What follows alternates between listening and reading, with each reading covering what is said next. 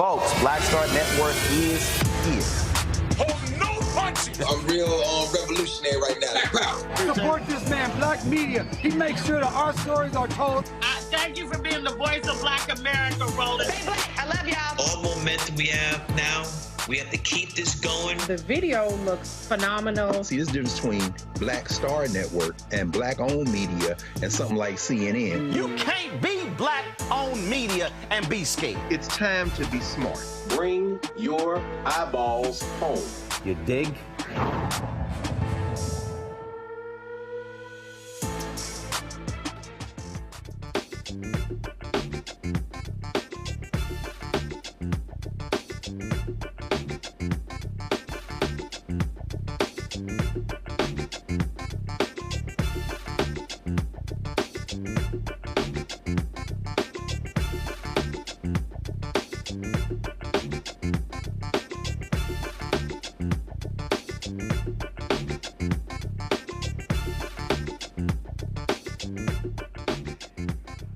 Hey folks, today is Friday, August 9th, 2024. Coming up on Roland Martin Unfiltered, streaming live on the Black Star Network. Former Chicago Mayor Lori Lightfoot's investigation into Dolton Mayor Tiffany Henyard's misuse of village funds. They released their preliminary findings that prove the village is more than $3.5 million in debt. One of Dolton's trustees is here to break down the numbers. A federal judge in Virginia threw out a lawsuit challenging Governor Glenn Youngkin's process for restoring voting rights for people convicted of a felony. The state's NAACP President will join me on the show. Former San Francisco Mayor Willie Brown says Donald Trump is, well, full of crap when it comes to their relationship, and said he was no way in hell he was in the helicopter with the Orange Man. Nashville's MeHarry's Medical College has received a $175 million gift from the Bloomberg Philanthropies. Actually, 4 HBCU medical schools have received a total of $600 million. MeHarry's president will join me on the show to discuss these gifts. Plus, in our Education Matters segment, Ventus Gibson, the U.S. Mint's first Black director, will talk about the educational opportunities the Mint is offering students. It's time to bring the funk. I'm Roland Martin Unfiltered on the Black Star Network. Let's go. He's got it. Whatever the miss, he's on it. Whatever it is, he's got the scoop, the fact, the find. And when it breaks, he's right on time and it's rolling. Best believe he's knowing. Putting it down from sports to news to politics. With entertainment just for kicks, he's rolling. It's on go, roll, roll, y'all. It's Roland Martin, yeah. Rolling with Roland now. He's funky, he's fresh, he's real, the best, you know he's Roland Martin now.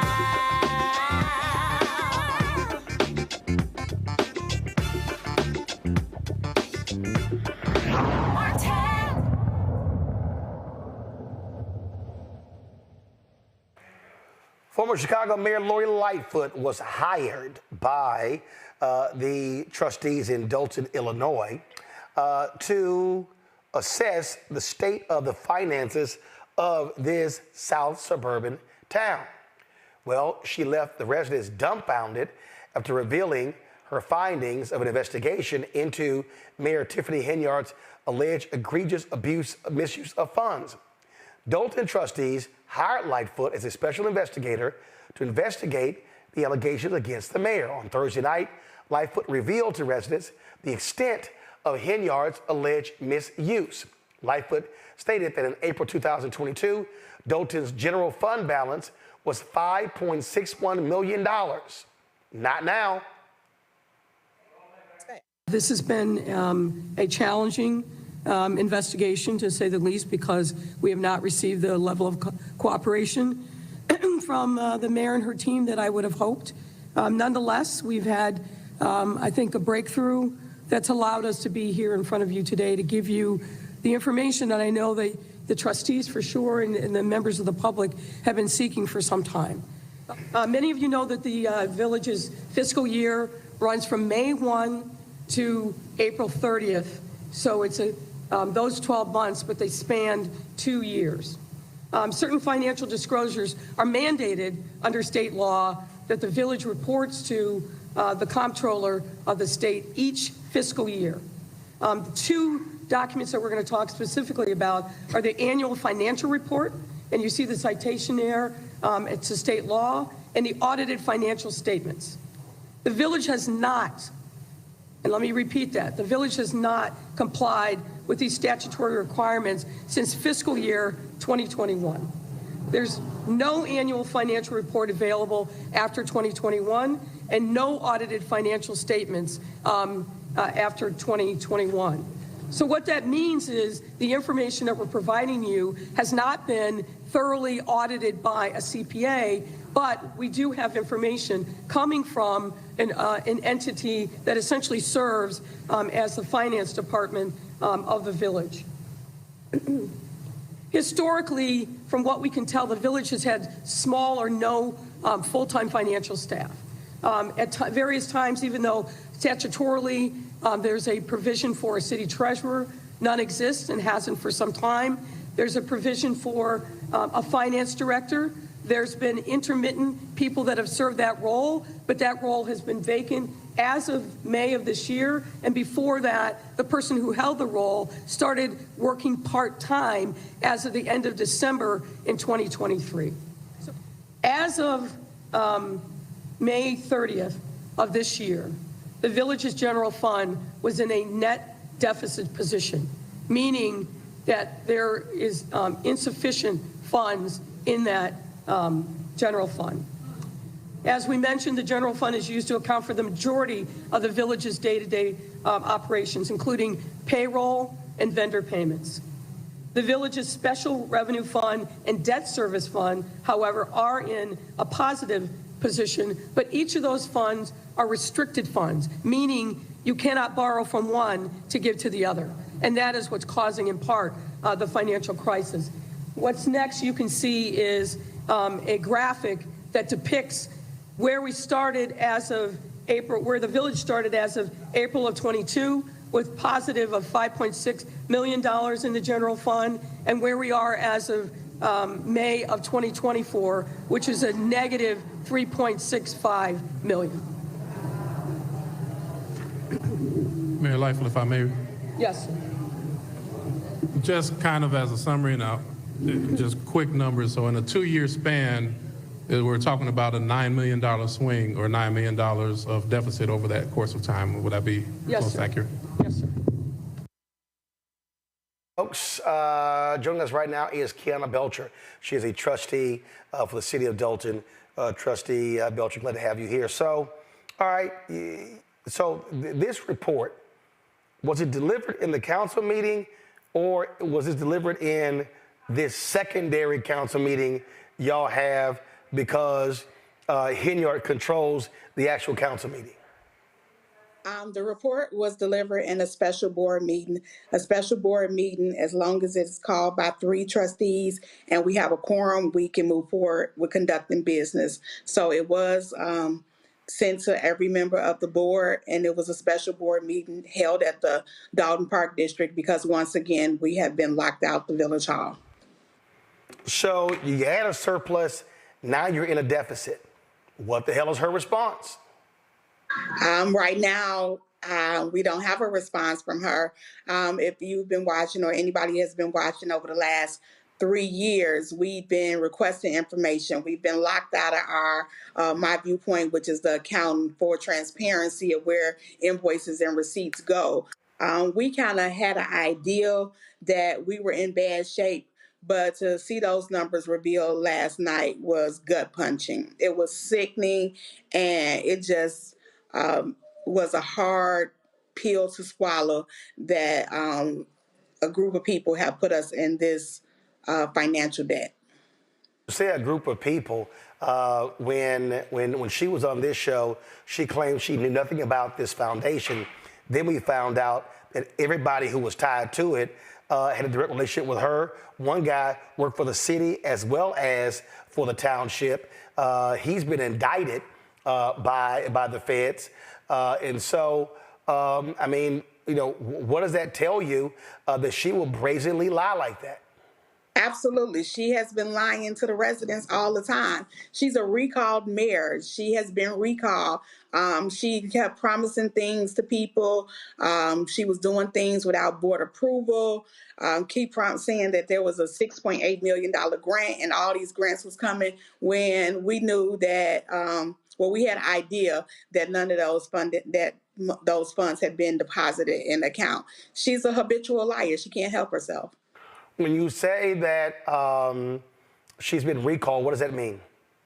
The village of Dolton went through a recall process at election in 2022, and the residents recalled her to try to put her out of her seat. Okay, that was in 2022. This is 2024. Yes. What happened? Was it a new election supposed to be scheduled? Our next election is not until February of 2025, so she was able to retain her seat as the elected mayor until her term is up. How? But she was recalled. I'm confused. The judicial system sometimes doesn't work in our favor. They said it was based on the technicality that you couldn't place a recall and the mechanism and recalling her at the same time, but it was obvious that the citizens wanted her gone. Wow. So she hasn't responded to this report about Mayor Lightfoot. First of all, the report by Lightfoot, that's been paid by the city of Dolton, correct? That will be, yes, that's correct. Okay. So she's offered no response thus far, huh? No. And what amazes me is that on Monday's meeting, while we had discussions about laying people off, because since we have been getting some contact with the CPA, which they were at one point not giving us information, they were saying we had to do hard cuts. We had to cut back on spending. We made provisions to get the spending for the credit card froze. We put a limit on it. So we have started taking actions to try to stop some of this bleeding. But she came to the meeting with 2 federal criminal attorneys. So if you're not doing anything wrong, why would you be coming to a municipal meeting with federal attorneys? So what's next? The preliminary, this was a preliminary report, so there's more work to be done from Mayor Lightfoot, and then all of the information will be, the information that we have been turned over to higher authorities, and we're looking to see if there's anything criminally that we can move forward with pressing charges. All right then, well, Trustee Belcher, we appreciate it. Keep us updated. Thank you so much for having me, Roland. All right, thanks so much. Folks, we'll be right back on Roland Martin Unfiltered on the Black Star Network.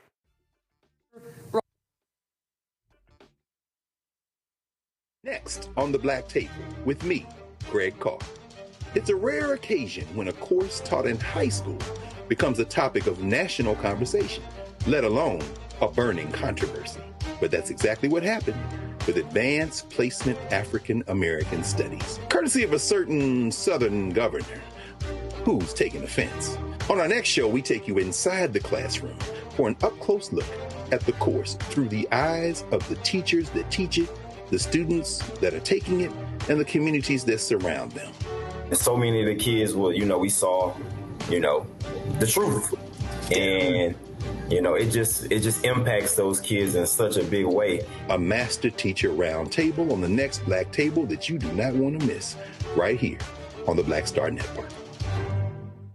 On the next A Balanced Life with me, Dr. Jackie, stressing over money. Record inflation is making it hard to not only balance our checkbooks, but to balance our emotions. The way the whole economy is set up really is to play with our emotions. A very special show coming up with America's Wealth Coach, Deborah Owens. And our all-star panel will share insight, advice, and tips on how to keep your head above water and balance your life. That's on next, A Balanced Life on Black Star Network.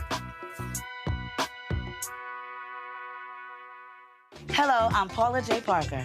Truly proud on the Proud Family. I am Tommy Davidson. I play Oscar on Proud Family, Louder and Proud. Hi, I'm Jo Marie Payton, voice of Sugar Mama on Disney's Louder and Prouder, Disney Plus. And I'm with Roland Martin on Unfiltered.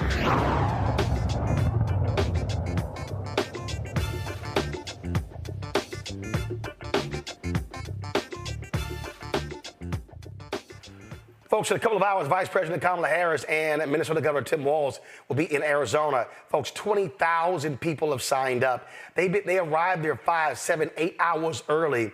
We'll show you some of that video in a second. But yesterday, they spoke at a rally in Detroit, and mainstream media did not cover it. But Vice President Kamala Harris was on fire. We wanted to bring that to you. Here's what she had to say. It's good to be in the house of lady, right? Yeah.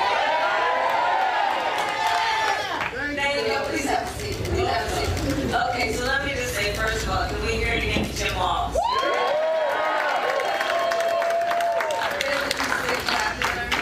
You know, some people have been asking, well, what do you and Tim Walz have in common? I said, well, you know, a whole lot. You know, we grew up the same way. We grew up in a community, people, you know, I mean, he grew up in Nebraska, me, Oakland, California. Seemingly worlds apart, but the same people raised us. Good people, hardworking people, people who had pride in their hard work.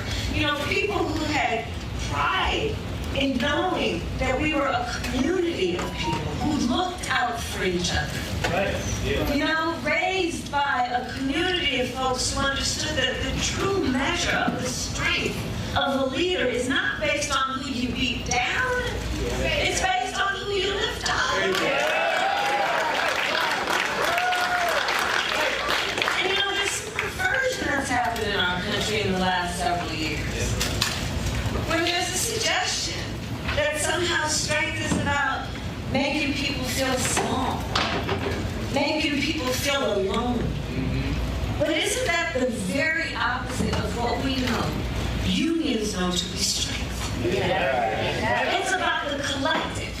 It's about understanding no one should ever be made to fight alone. That we are all in this together.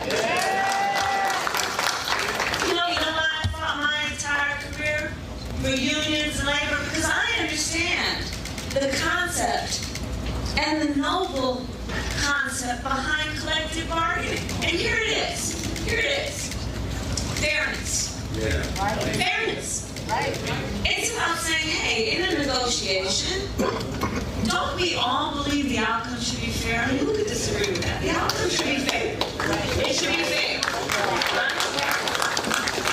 But when you're talking about the individual and a big company, and you require not one individual to negotiate against a big company, how's that outcome going to be fair?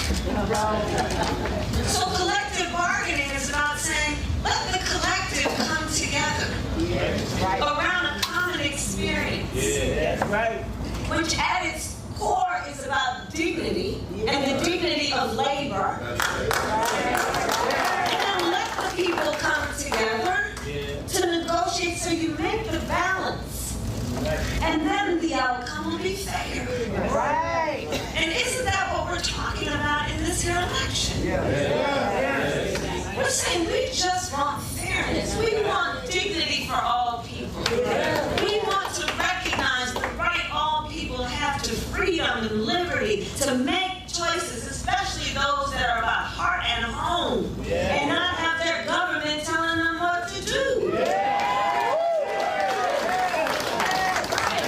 Our campaign is about saying we trust the people. We see the people. We know the people. You know, one of the things I love about our country? We are a nation of people who believe in those ideals that were foundational to what made us so special as a nation. We believe in those ideals. And the Sisters and Brothers of Labor have always fought for those ideals. Always fought for those ideals. And we know we are a work in progress. We haven't yet quite reached all of those ideals, but we will will die trying because we love our country and we believe. And that's what our campaign is about. We love our country. We believe in our country. We believe in each other. We believe in the collective. We're not falling for these folks who are trying to divide us, trying to separate us, trying to pull us apart. That's not where the strength lies. And there is that. And so I say to all the members of UAW, and Shawn Fain as the first who I talked to about this, I am so deeply honored as a lifelong supporter of union labor for Tim and I to have the endorsement of UAW.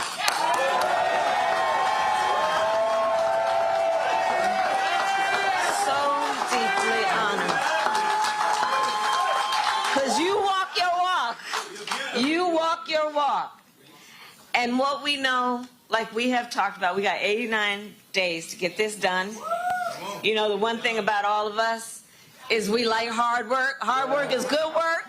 Hard work is good work.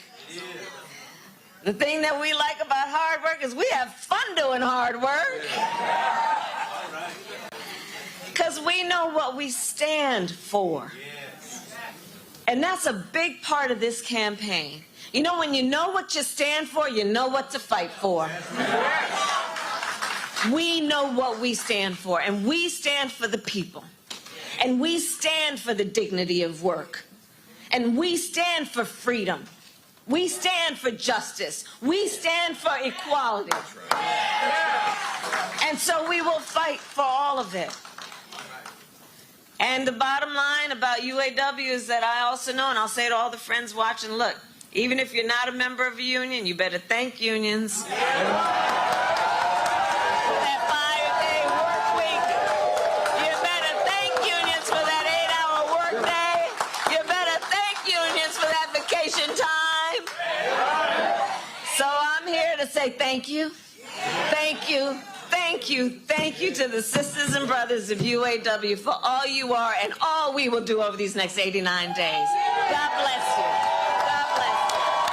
All right, folks, going to bring in my panel right now. Joining us on today's show, we have Matt Manning, civil rights attorney, joining us out of Corpus Christi. Michael Imhotep, host African History Network show out of Detroit. Teresa Lundy, principal founder of TML Communications out of Philadelphia. Teresa, I'll start with you. That was a vice president, not on teleprompter, speaking directly from the heart. And that is what is sparking fear in the hearts of Republicans. They're going crazy. They don't know how to hit her. They're trying to hit Governor Walz on his military record.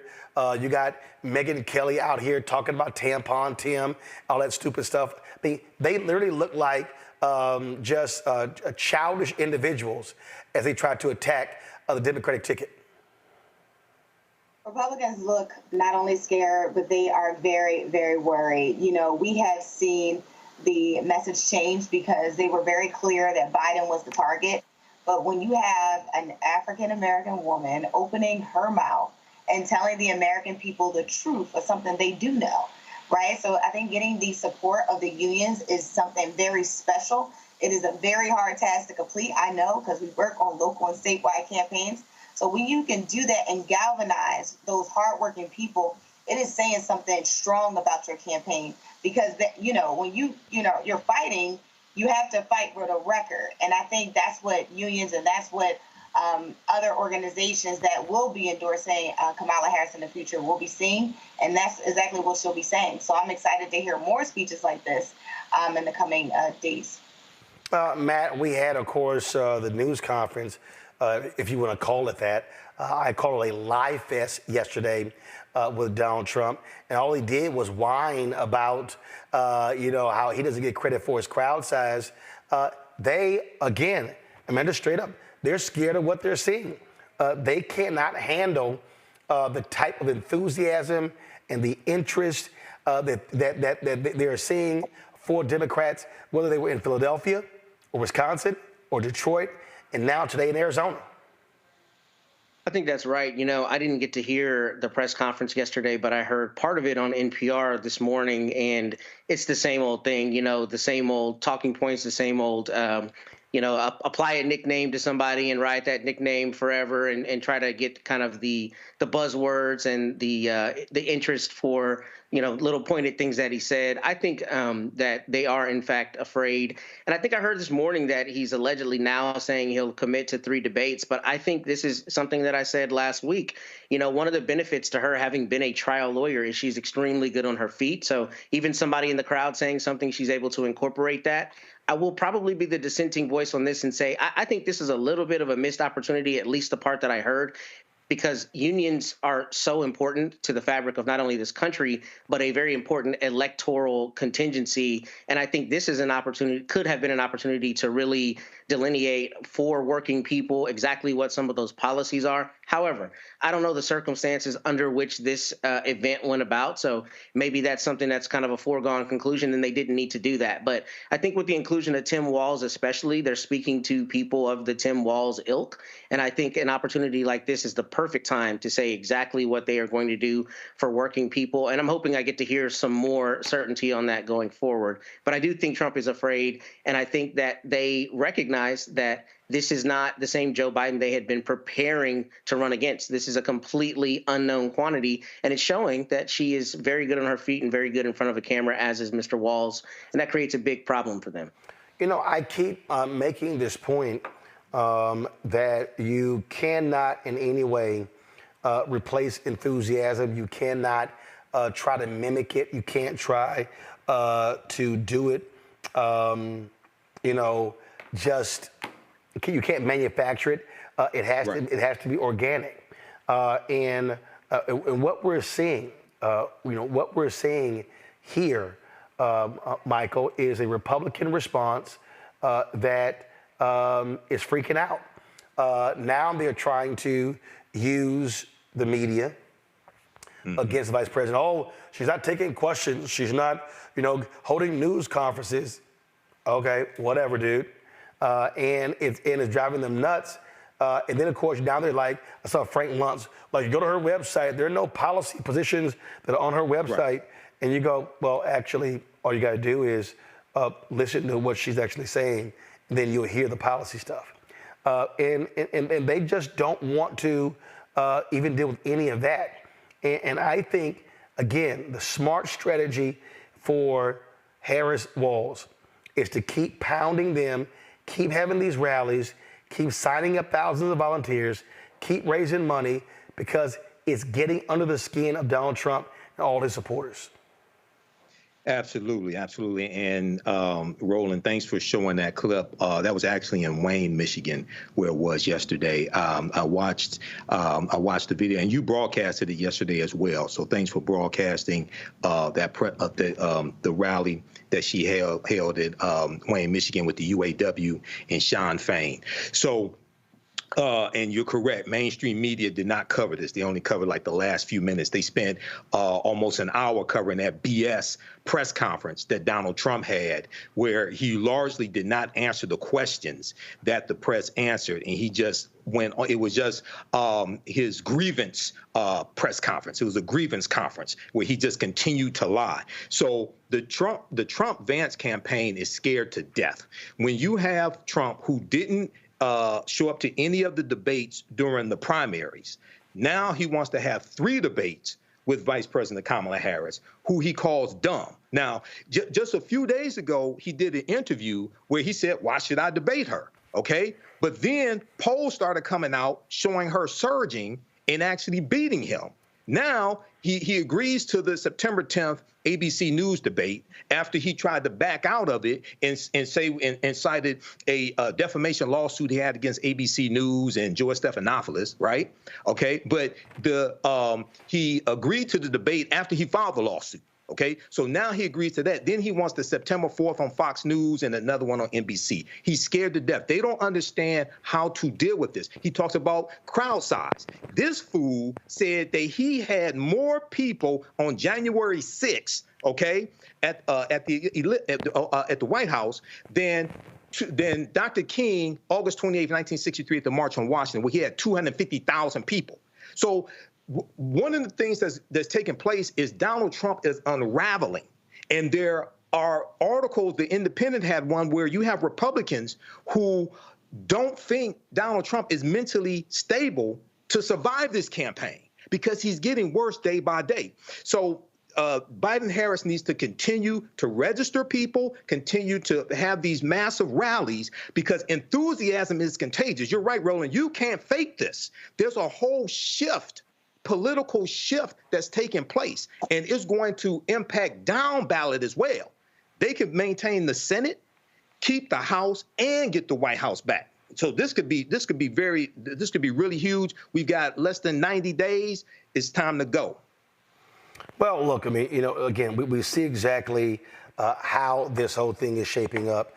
We see in terms of how the race is shaping up. We see, of course, what's driving him crazy. And again, I'll say this here, Teresa. There's no way in hell the Harris campaign should agree to any debate that involves Fox News. And their response, Teresa, should be, they paid a $787 million settlement for advancing Donald Trump's lies about the 2020 election. They have forfeited their opportunity to host a debate. They should not do anything. I agree. I mean, if anyone who watches Fox News in the morning, it is never anything fair and transparent and unbiased against Kamala Harris. It's essentially it's a Trump on Democratic politics and policy. So literally, so I find it interesting that them wanting it to be on Fox News, knowing that there's a clear conflict, but also acting like the other networks do not do their jobs in terms of making sure that the questions that are being asked are fair and just and allowing the time. We do know with every correspondent, every news reporter at Fox News are very biased. I'm not sure who they would actually get up to do the questioning, but we would know exactly what the type of conversation would be had. It would be loud, boisterous. The American people would not probably get the information that they need in order so we can figure out who to vote for. So, yeah, I think having it on Fox News or any other conservative network that literally does not do, comparable reporting to these other stations is totally irrelevant. Yeah, so I mean, look, they have forfeited that particular right, and so as the campaign has said, hey, we'll be at ABC September 10th. Y'all show if you want to. Gonna go to a break. We come back. We're gonna talk about voting rights in Virginia. The battle continues when it comes to getting the rights restored to those people who were formerly incarcerated. You're watching Roland Martin Unfiltered on the Black Star Network. Don't forget, support the work that we do. Join the Brenda Funk fan club, y'all. I stopped by the post office today. Literally, I told y'all, these are the folks who have actually sent us their checks and money orders, and so I got to go through all of this here. And so if y'all want to support the work that we do, we are going to Chicago for the Democratic National Convention. It's going to cost us about $25,000. We leave live broadcasting every single day, 6 to midnight. So your support is critical. So see your check and money order, P.O. Box 57196, Washington, D.C., 20037-0196. Cash App is $RM Unfiltered. PayPal or Martin Unfiltered.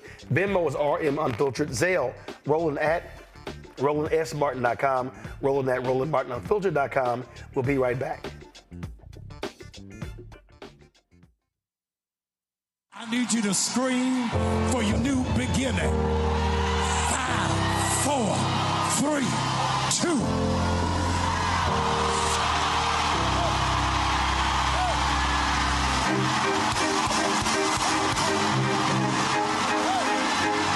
I need you to shout for it. I need you to shout for it.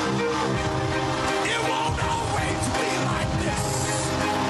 Sooner or later, it's gonna work in your brother's favor, in your sister's favor.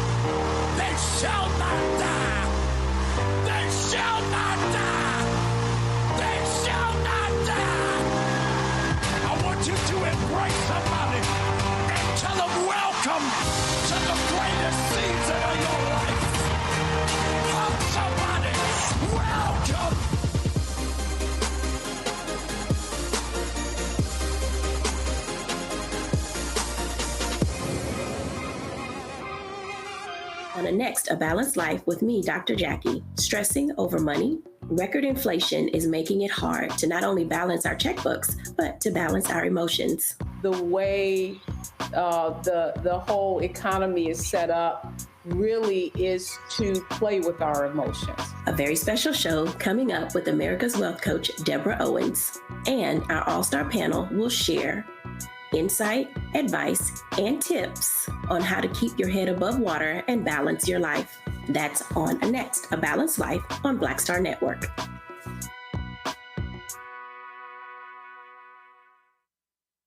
Hey, it's John Murray, the executive producer of the new Sherry Shepherd Talk Show. You're watching Roland Martin Unfiltered.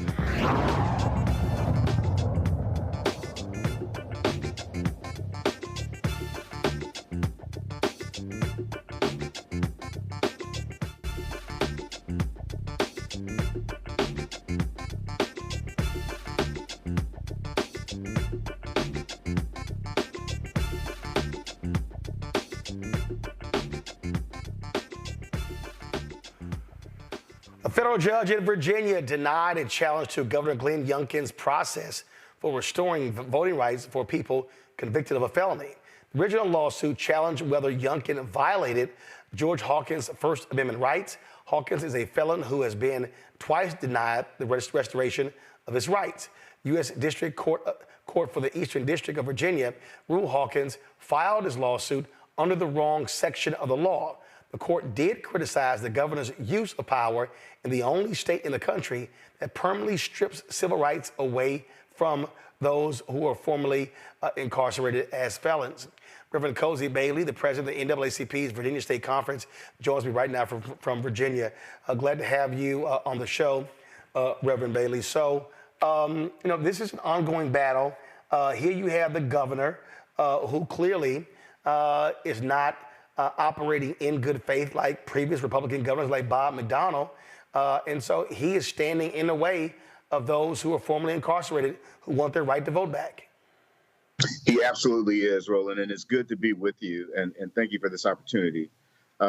We in the Virginia State Conference and NAACP have been on top of the things that Governor Youngkin has done in a variety of spaces, but especially this one on restoration rights since he has been in office. And again, you are right. If you look at the records of the previous three administrations, beginning with Governor Bob McDonnell, there is almost a cliff that the number of restorations per year that this governor has done has fallen off of. So how many people in Virginia right now who are trying to get their right to vote back? What's the number? I'm not sure exactly what that number is, Roland, but we have found that, again, the numbers that have been approved or restoration of rights granted have fallen precipitously over the past few years. What we find is, and again, off the top of my head, maybe 1 in 25 who actually petition for the restoration of rights actually make it through the process. But the problem, Roland, is that we have determined is that we don't understand what the process is. And more importantly, those previous convicted felons don't understand what the process is either. It's very subjective. So what's next? So we have submitted a variety of Freedom of Information Act requests to the governor. You may have heard about a lawsuit that we have submitted in the state courts. That is, in fact, the case. It was only after we submitted that lawsuit did the governor's office begin to provide the information that we were asking. And essentially, it's information that describes what the process is. We have suspected all along that it is a subjective process as opposed to objective. And of course, Roland, we all know that when you have a subjective process, it is easy to move the goalposts, if you will.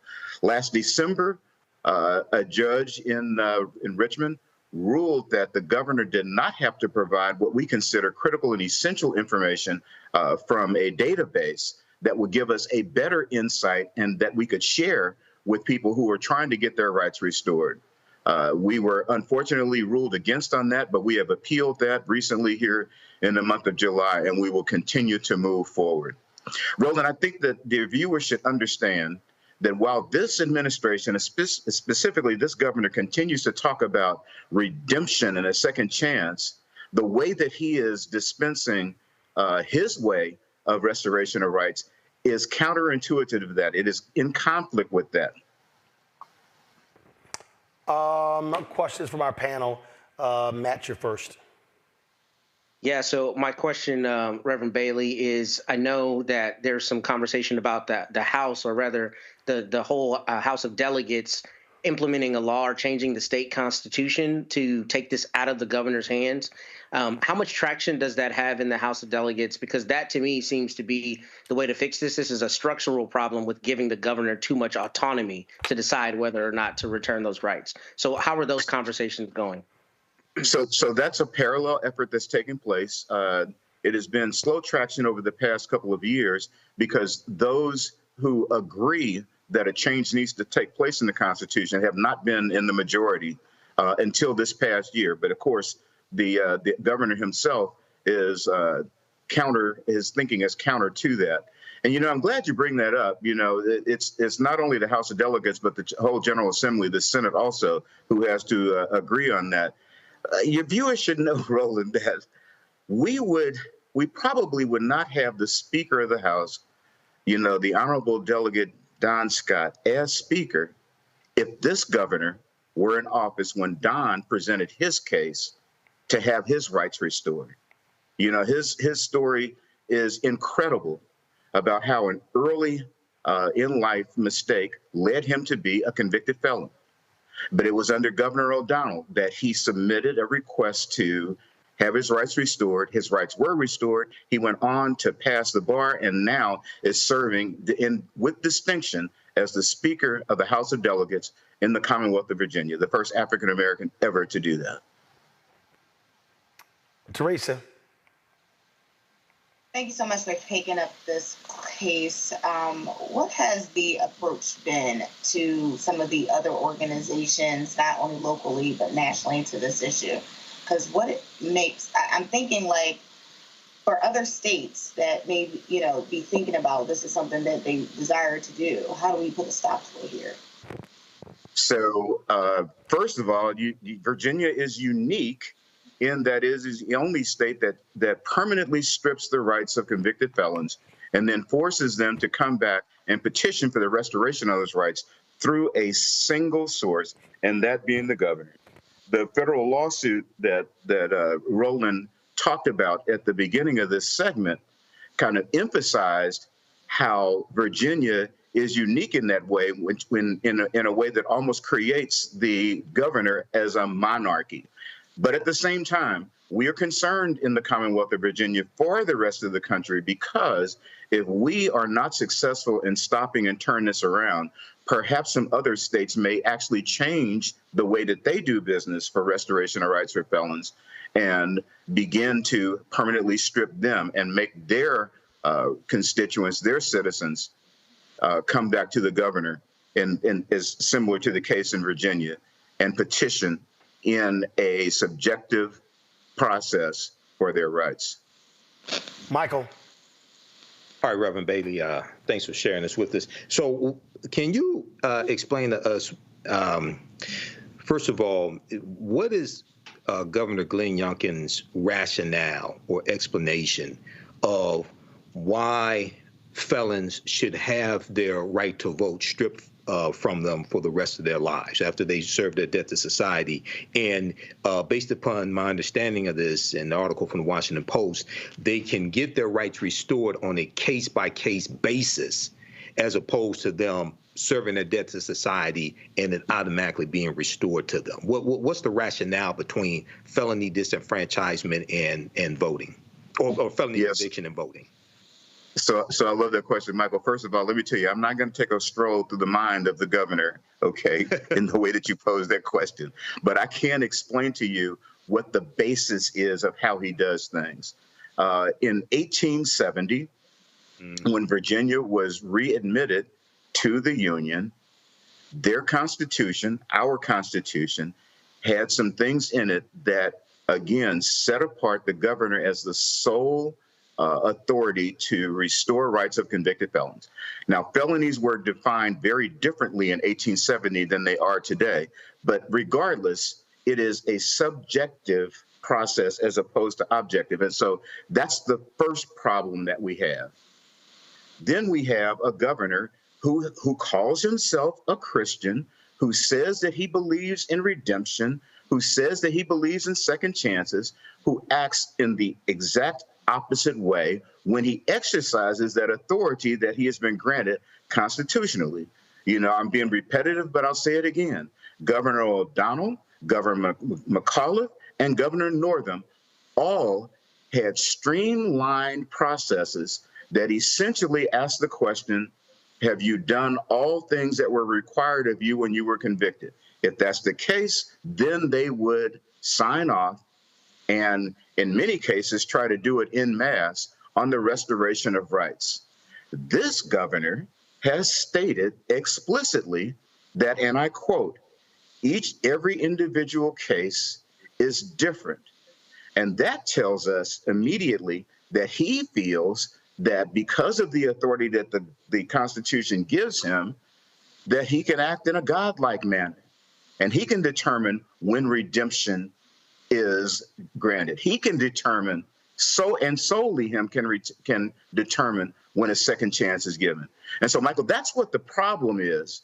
The problem is that we don't have a defined process that people can go to and use as a checklist to determine whether or not they are eligible to be re-enfranchised, to exercise the precious franchise of being able to vote and other citizenship type of rights as well.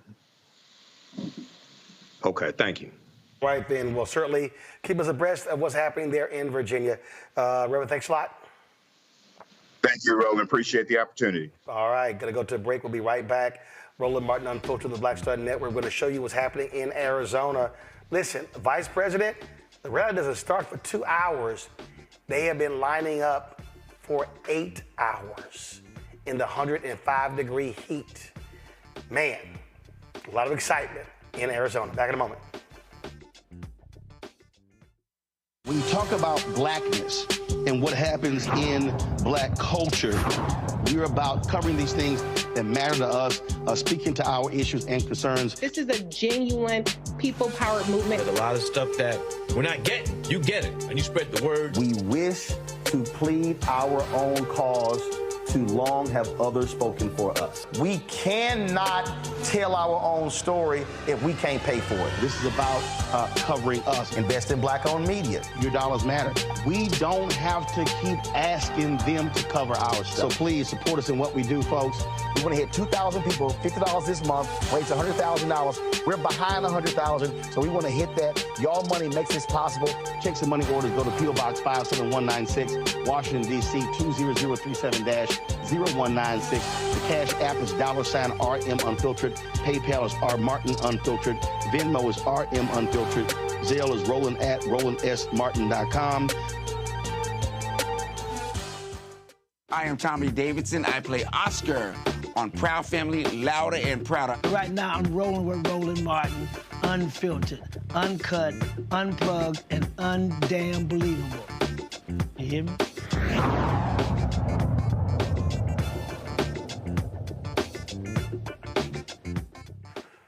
All right, folks, the Harris-Walz rally in Glendale, Arizona won't start until 8:45 p.m. Eastern. Folks, check this out. This was literally shot, dropped an hour ago. 105-degree heat there in Arizona, and they have been in those lines literally trying to get in for the last several hours. I mean, that is crazy. This here is another video of what's happening there in Arizona. Unbelievable crowds there as well as they are waiting for Vice President Kamala Harris. There was another video. I want to pull that particular video up just to show you a different view of the crowd. Go ahead and take this view right here. And so you see how packed that arena is. And I'm telling y'all right now, Donald Trump is seething. He's probably like, was it Charlie Brown who had that damn blanket, or was it Linus or one of them damn characters? Donald Trump is probably like sucking on his blanket. Look at all the people they got. You know, I had 150,000 in an arena that only holds 10,000. But again, you're talking about 20,000 people there. There were 50,000 RSVPs when they were actually in Detroit. There were 15,000 that actually was at the airport hangar. So just crazy numbers. And here's one thing that's really interesting. I discussed this yesterday, and I just want to get my thoughts about our panel on this point here. All these media people are falling for the right-wing deal. Oh, my God, she should be doing sit-down interviews. She should be discussing her policy positions. And I'm like, why? Because the reality is, if you are running a successful campaign, I'm going to say it like if you're a sports team. If I'm running my offense and you can't stop me, why in the hell am I going to change my game plan? That's the dumbest thing in the world. Teresa, they should be doing exactly what they are doing. It's only smart politics in terms of what they're doing. In fact, I'm going to play, even Shannon Bream of Fox News, I'm going to pull it up in a second, agrees with that. She's like, why would you change? Why would you do something else? I mean, it makes no sense whatsoever. They are running a very smart campaign. And so I say, keep doing what you're doing.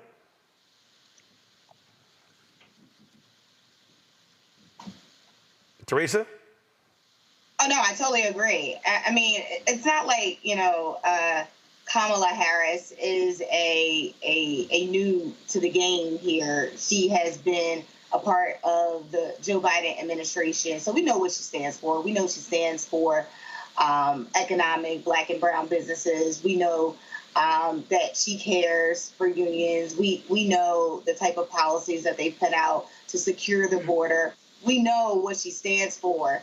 And when she's doing these rallies, honestly, that is some of the policy positions that is going out there that people are hearing, and they're still loving who the vice president was. But I don't think a 60-minute or a 30-minute sit-down interview with one correspondent that is asking questions that literally they can Google and find is really going to change the thought process and those watching that one segment. What the Republicans are hoping is that she'll fumble. They're hoping that she'll frill up during a debate or a conversation, and it's just not happening. Yep. Because when we saw it right after the State of the Union speech, she was strong, she was powerful, and she was ready. She was ready to take the position, but she also stood in place. And I think someone with her background, someone with her tenacity and the campaign strategy knows exactly what the American people need. Again, she's not new to this, but it's now time for her to just speak up, and I think she's doing it very well. And I love that what she's doing is driving those yahoos at the 5 on Fox News absolutely crazy. This was a conversation a little bit earlier. Watch this. If you believe that Kamala Harris, and Judge, you're right, there's no substance there in terms of ideas for how she's going to solve problems. You know what I would be doing if I were running against her? I'd be supplying ideas. I'd be laying out my vision. Instead of doing the same thing he's been doing for the last 10 years. I think she has caught up with him for a variety of reasons. Number one, it's not Joe Biden. But number two, I called Donald Trump 3 months ago the greatest political athlete I had seen in politics. He is not measuring up to that title any longer. This candidate on the Democratic side is in his head. He is unsettled by her. He's unnerved by her. And he has not figured out substantively how to campaign himself. As much as you may be right about what she's doing and what she's not doing, your candidate is doing even worse. The truth is that, Shannon, that the president talks about issues unlike what Harold is representing. He talks about the border. He talks about the economy. He talks about crime. He talks about what's going on in the Middle East, how he made the Abraham Accords, and we're on the verge of a world war in the Middle East, a world war as a result of what's going on. But the truth is, he is getting his word out, and yet Democrats are saying, no, he isn't. Well, I think with their number one goal so far, the message has been, we're not Trump. I mean, because if we're not getting into policy yet, and it's not on the website, and they haven't done the interviews, and they're not really talking about the minutia of policy on the campaign trail. It is, as Jesse said, it's joyful. They're happy warriors, and look at this, team go. So how long does the honeymoon last? Does it puncture to get to policy? She said by the end of the month. So a month after becoming the nominee, maybe we're going to have a sit-down interview from her.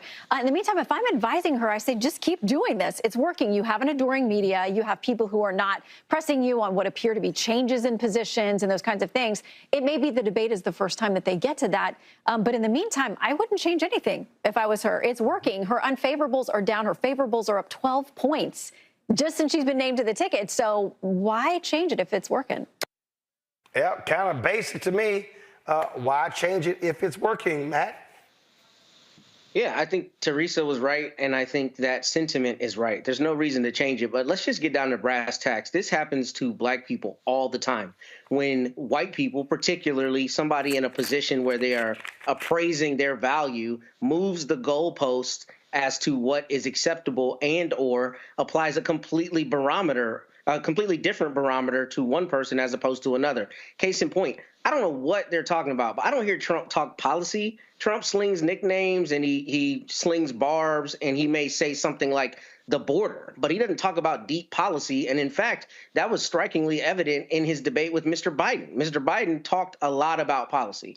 Whether you liked the performance and the tenacity of his performance is a different question. But the substance, there's no question. Trump does not talk policy deeply. What he does is draw a contrast by saying those horrible people over there are going to do this horrible thing to you or are already doing it. That is the extent of the policy. So one, it's intellectually dishonest to act as though she is not doing something that Mr. Trump is doing. Moreover, I think her campaign is right to leverage this enthusiasm, but also control the narrative. That's what this comes down to. They want to be, just like Teresa said, they want to put her in a position where she fumbles or there's some faux pas or she says the wrong thing, and they want to say, see, we caught her, she's not competent. But she doesn't have to do that. She's already surging. There's already so much enthusiasm, and they're leveraging it the right way. And it really is just a bunk critique to try to say she needs to sit down with some reporter. That's garbage. And Trump is not talking policy, so let's just be honest about the fact that he isn't talking policy and not hold her to a standard that we don't hold him to.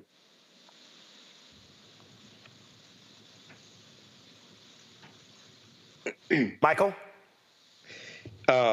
First of all, when you look at that BS Chiron that they had on Fox News in that segment you just showed, it said cowering Kamala. Kamala Harris is not cowering to anybody. She's not backing down from anybody, okay? She was the first one to agree to the September 10th debate. Donald Trump was the one trying to get out of it. I'm still waiting on Donald Trump to do a one-on-one interview with ABC News, even though he had a lawsuit against them. If they offer, if he thought he could get away with lying like he does on Fox News, he would take that interview. I'm still waiting on him to do one with Lester Holt on NBC News, a one-on-one interview. Because we know George Stephanopoulos pushed back on Joe Biden in the one-on-one interview. And George Stephanopoulos said they offered a one-on-one interview to Donald Trump and he declined. Lester Holt pushed back on Joe Biden as well. Joe Biden didn't attack Lester Holt, okay? So Donald Trump is the one who's running. And people should look at the fact checking from that debacle of a press conference Donald Trump gave yesterday. Associated Press has fact checking on this. Yes, he talks about the immigration, and he lies about immigration. This fool said 20 million people came into the country illegally. He cites no evidence for this, but he doesn't talk about why he killed the strongest the strongest immigration bill in 30 years, which was bipartisan. NABJ said 60, 70 million, or even more. So, I mean, that's what he's lying. But again, though, I always say the moment he opens his mouth, he's lying. So, I mean, Donald Trump will actually lie about lies. That's just who he is. Hold on 1 second. Actually, the Harris rally is actually starting in Arizona. I want to go live to that before I go to break. With the Biden-Harris administration, they've protected our water supplies. They've invested in infrastructure. They took on big pharma and they won.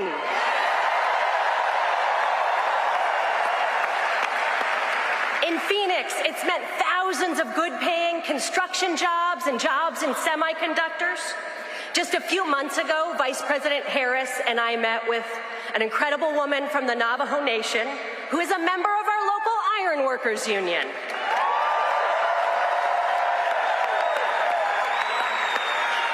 Because of her union, she was able to learn a trade. And because of the Biden-Harris CHIPS Act, co-authored by our own Senator Kelly, she's been able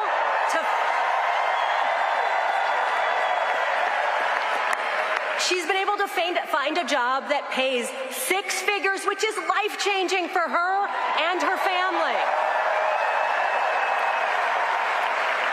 She's earning the most she's ever earned in her life. It's so inspiring, and we can have more of that.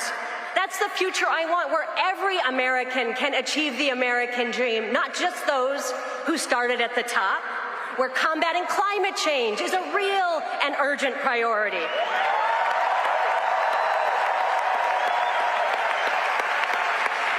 A future that is hopeful, joyful, and treats every person with dignity and respect.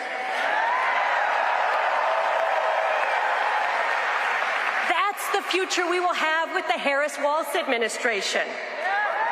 It's more than just the good vibes we are feeling today. It will be the most pro-worker, pro-family, pro-freedom administration in our history.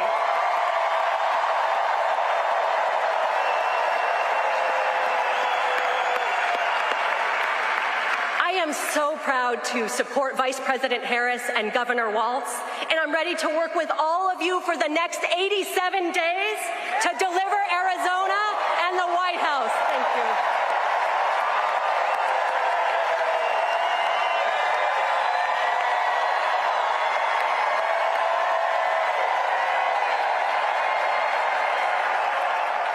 And now, please welcome United States Representative Greg. We're going to come back to that rally there after we take this break. Coming up next, we'll talk with the president of MeHarry's about the huge gift that they have received from the Bloomberg Foundation. You're watching Roland Martin Unfiltered on the Black Star Network. Coming soon to the Black Star Network. I still have my NFL contract in my house, having a case. It's 4 of them, for my 4-year contract. I got a $600,000 signing bonus. My base salary for that first year was $150,000. Matter of fact, $150,000. $150,000. That's what I made, $150,000. Now think about it. My signing bonus was a forgivable loan, supposedly. When I got traded to the Colts, they made me pay back my signing bonus to them. I had to give them their $600,000 back. Wow. Yeah, I was so pissed.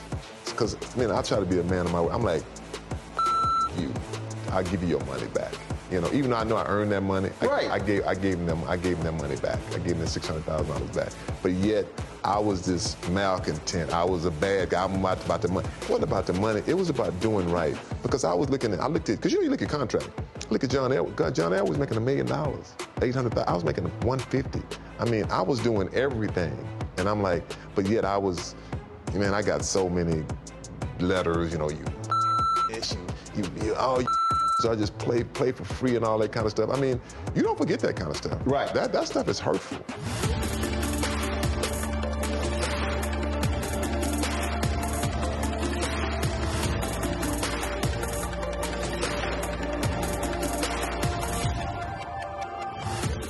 It's John Murray, the executive producer of the new Sherry Shepherd Talk Show. This is your boy, Earthquake. And you're tuned in to Roland Martin Unfiltered.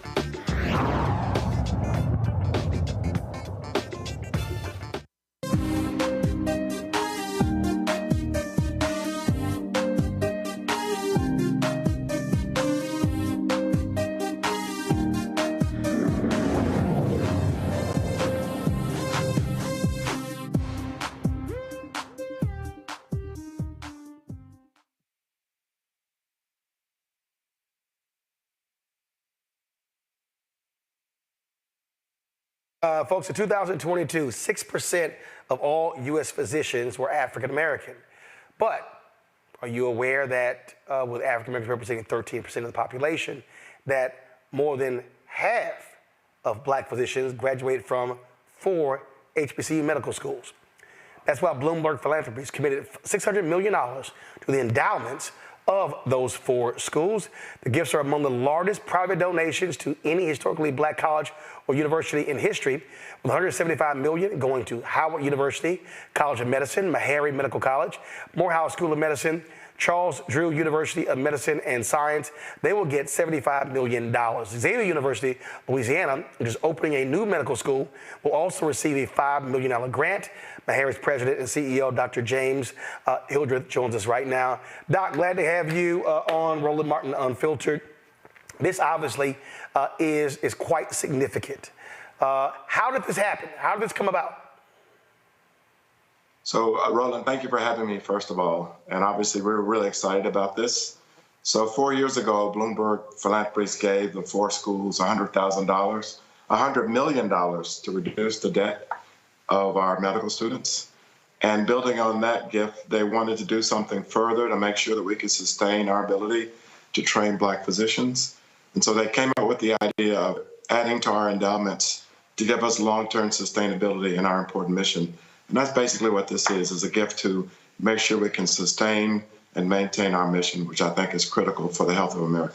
A lot of people don't really understand how endowments work, how university finances work.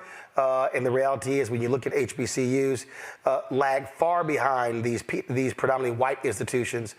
And so with this gift, what does it do? How do you use the gift to maintain your long-term vision?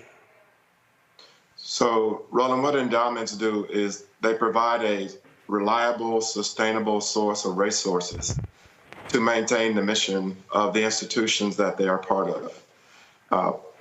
In financially hard times, for example, when it's hard to keep your doors open, endowments allow resources to make sure you can sustain your staff, invest in your programs. And that's why the organization with these large endowments are continually creating new programs. They create endowed scholarships for their professors.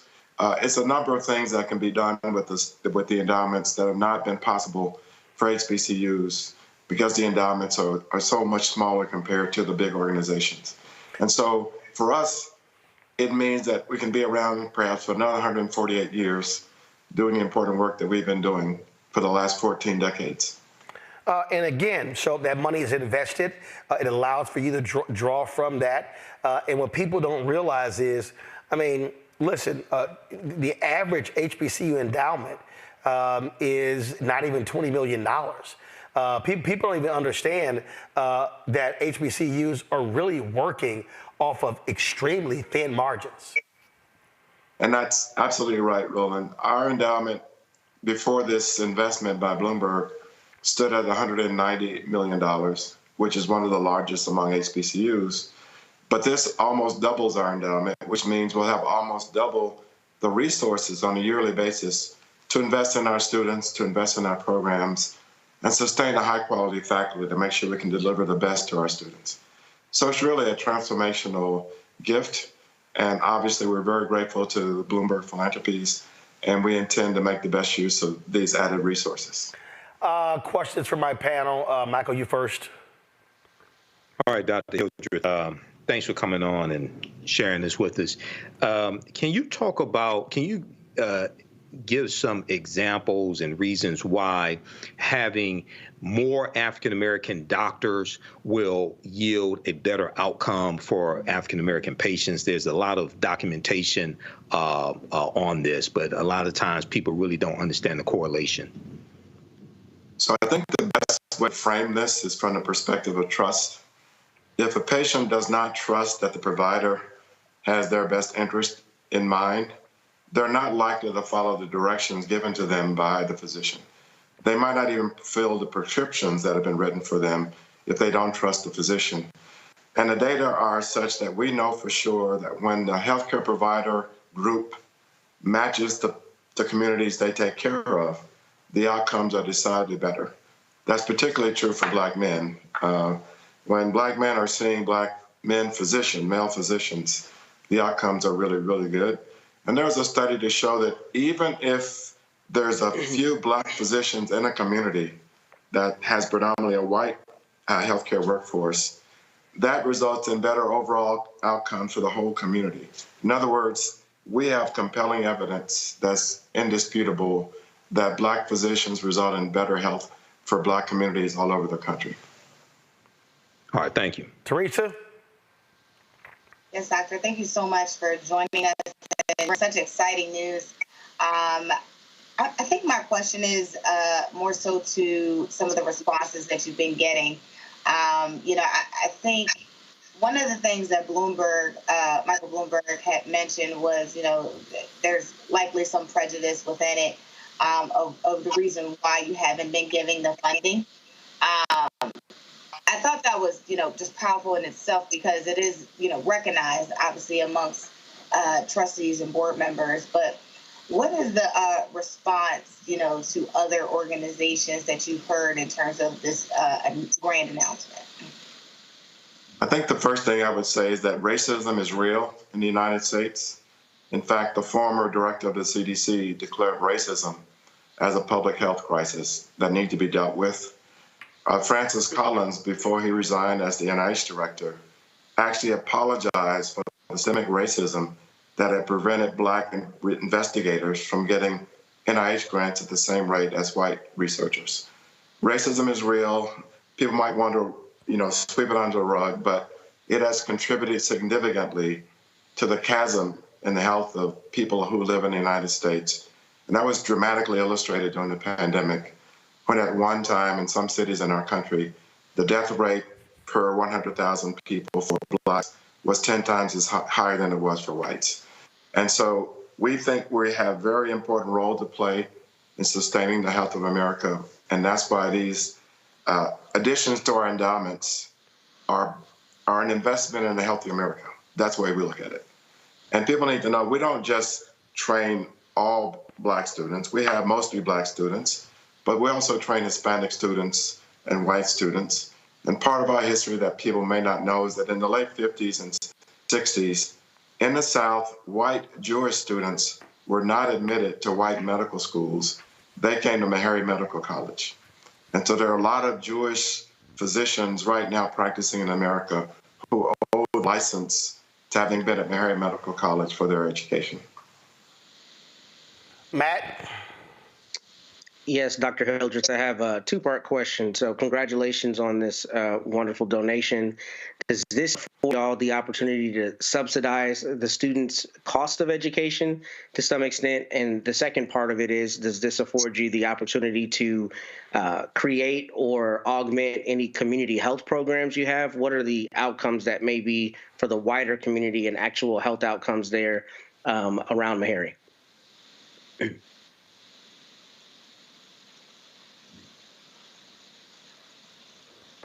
I think Doc's signal is frozen. Let's see if we can just get him back so we can answer Matt's question. So y'all just let me know. We're working that out right now, folks. As I said, 4 HBCU schools will be getting the $600 million from the Bloomberg Philanthropies. A huge, huge gift, which will make a significant impact on those 4 institutions.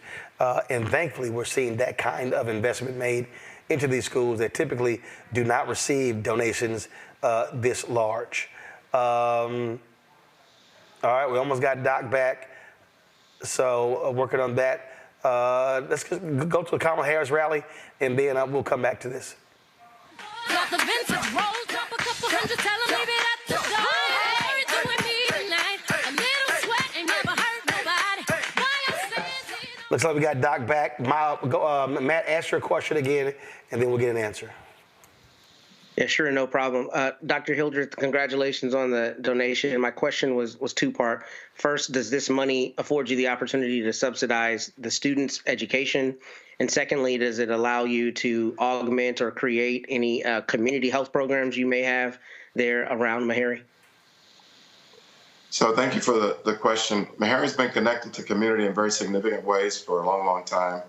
We have both a medical and a dental van that goes to communities to offer free clinical services. Twice a year, we have hundreds of people come to the campus to get free oral health services, extractions, cleaning, et cetera. And this endowment will provide some extra resources, we believe, to make sure that we can sustain those programs and expand them. The other thing it does, which I believe is important, it will allow us to reduce the cost of attendance of our students to attend medical school, which exceeds $115,000 per year. And for most of our students, 80 to 90% of those funds are borrowed. All right, then. Well, Doc, congratulations. This is huge, huge. And actually, I was on your campus a few months ago when I was in Nashville, which is my first time. It's my first time being there. So I told the folks there, I said, they got to send me some MeHarry's swag so I can wear it on the show. Because I only wear HBCU gear places I've been to. Everybody don't get a good shout out. So once it comes in, I'll be sure to rock it on the show. I promise you'll get it. All right, I appreciate it. And again, great job with this donation, and keep up the great work. Thank you so much. All right, thank you very much. All right, folks, going to a break. We'll be right back. Roland Martin Unfiltered on the Black Star Network as we await for Vice President Kamala Harris and Minnesota Governor Tim Walz to begin speaking in Glendale, Arizona. Back in a moment. I'm Deborah Owens, America's Wealth Coach and host of Get Wealthy. On the next Get Wealthy, here's the good news. Black women are the fastest growing segment of business owners. The not so good news, the average business by Black women is only earning revenues of $45,000 or less. On the next Get Wealthy, you're gonna hear from a woman who went from her kitchen table to cap tables, growing her business to over $1 million.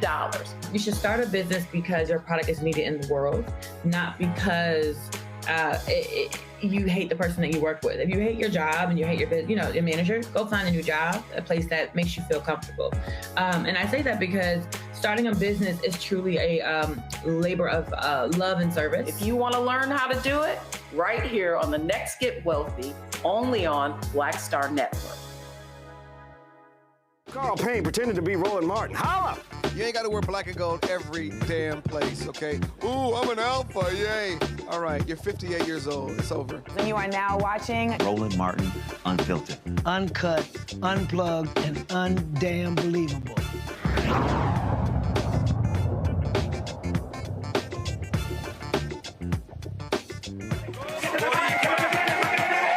That is the Vice President Kamala Harris rally there in Arizona. And so, you could tell the DJ is all lit up. What is he playing?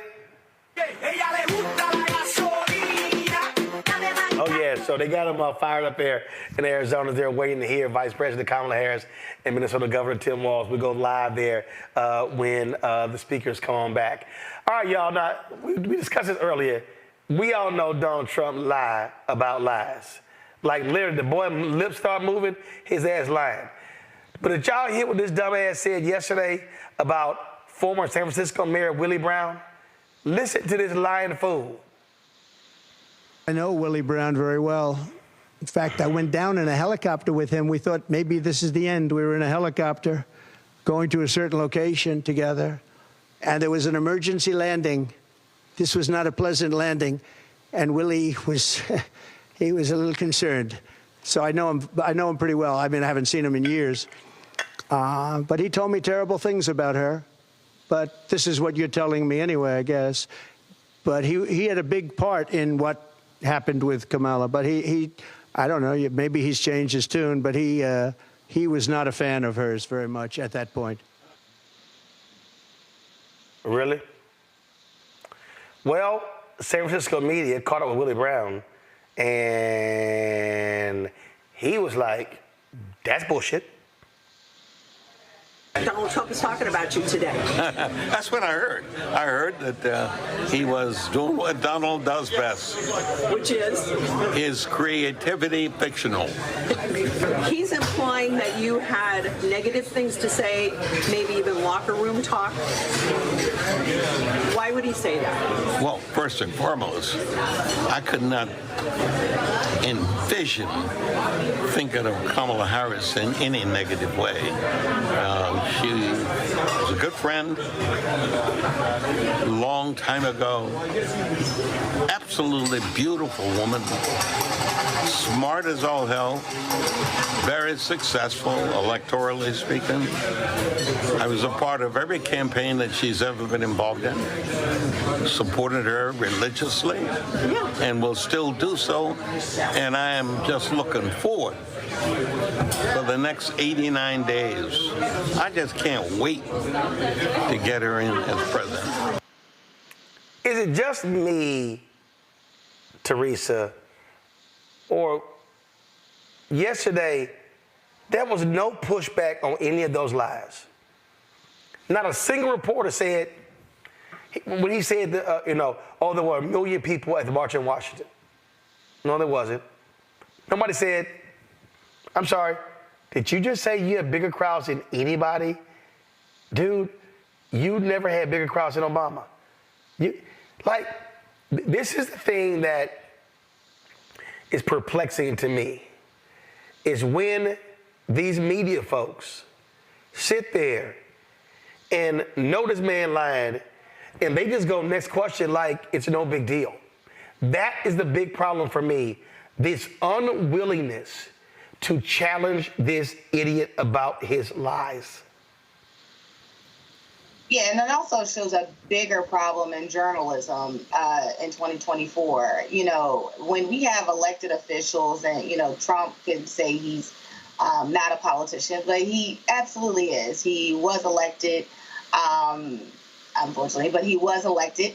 And because of that, that makes him a politician. And politicians have been, known to lie. But in particularly, we have one that is running for president that literally is on attack mode every single time to Kamala Harris and Joe Biden and whomever that is actually doing the work.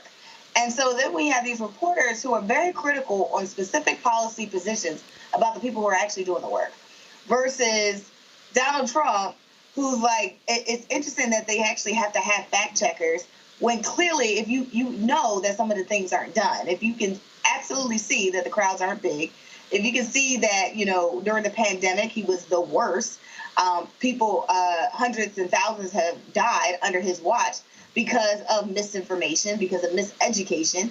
And it's just, again, it has me go back to my journalism class and, my schooling of it, where we're not asking the right questions, like you said, Roland. We're not doing our due diligence. We're not doing investigative reporting. It is, if that's what he says, let's go with the flow.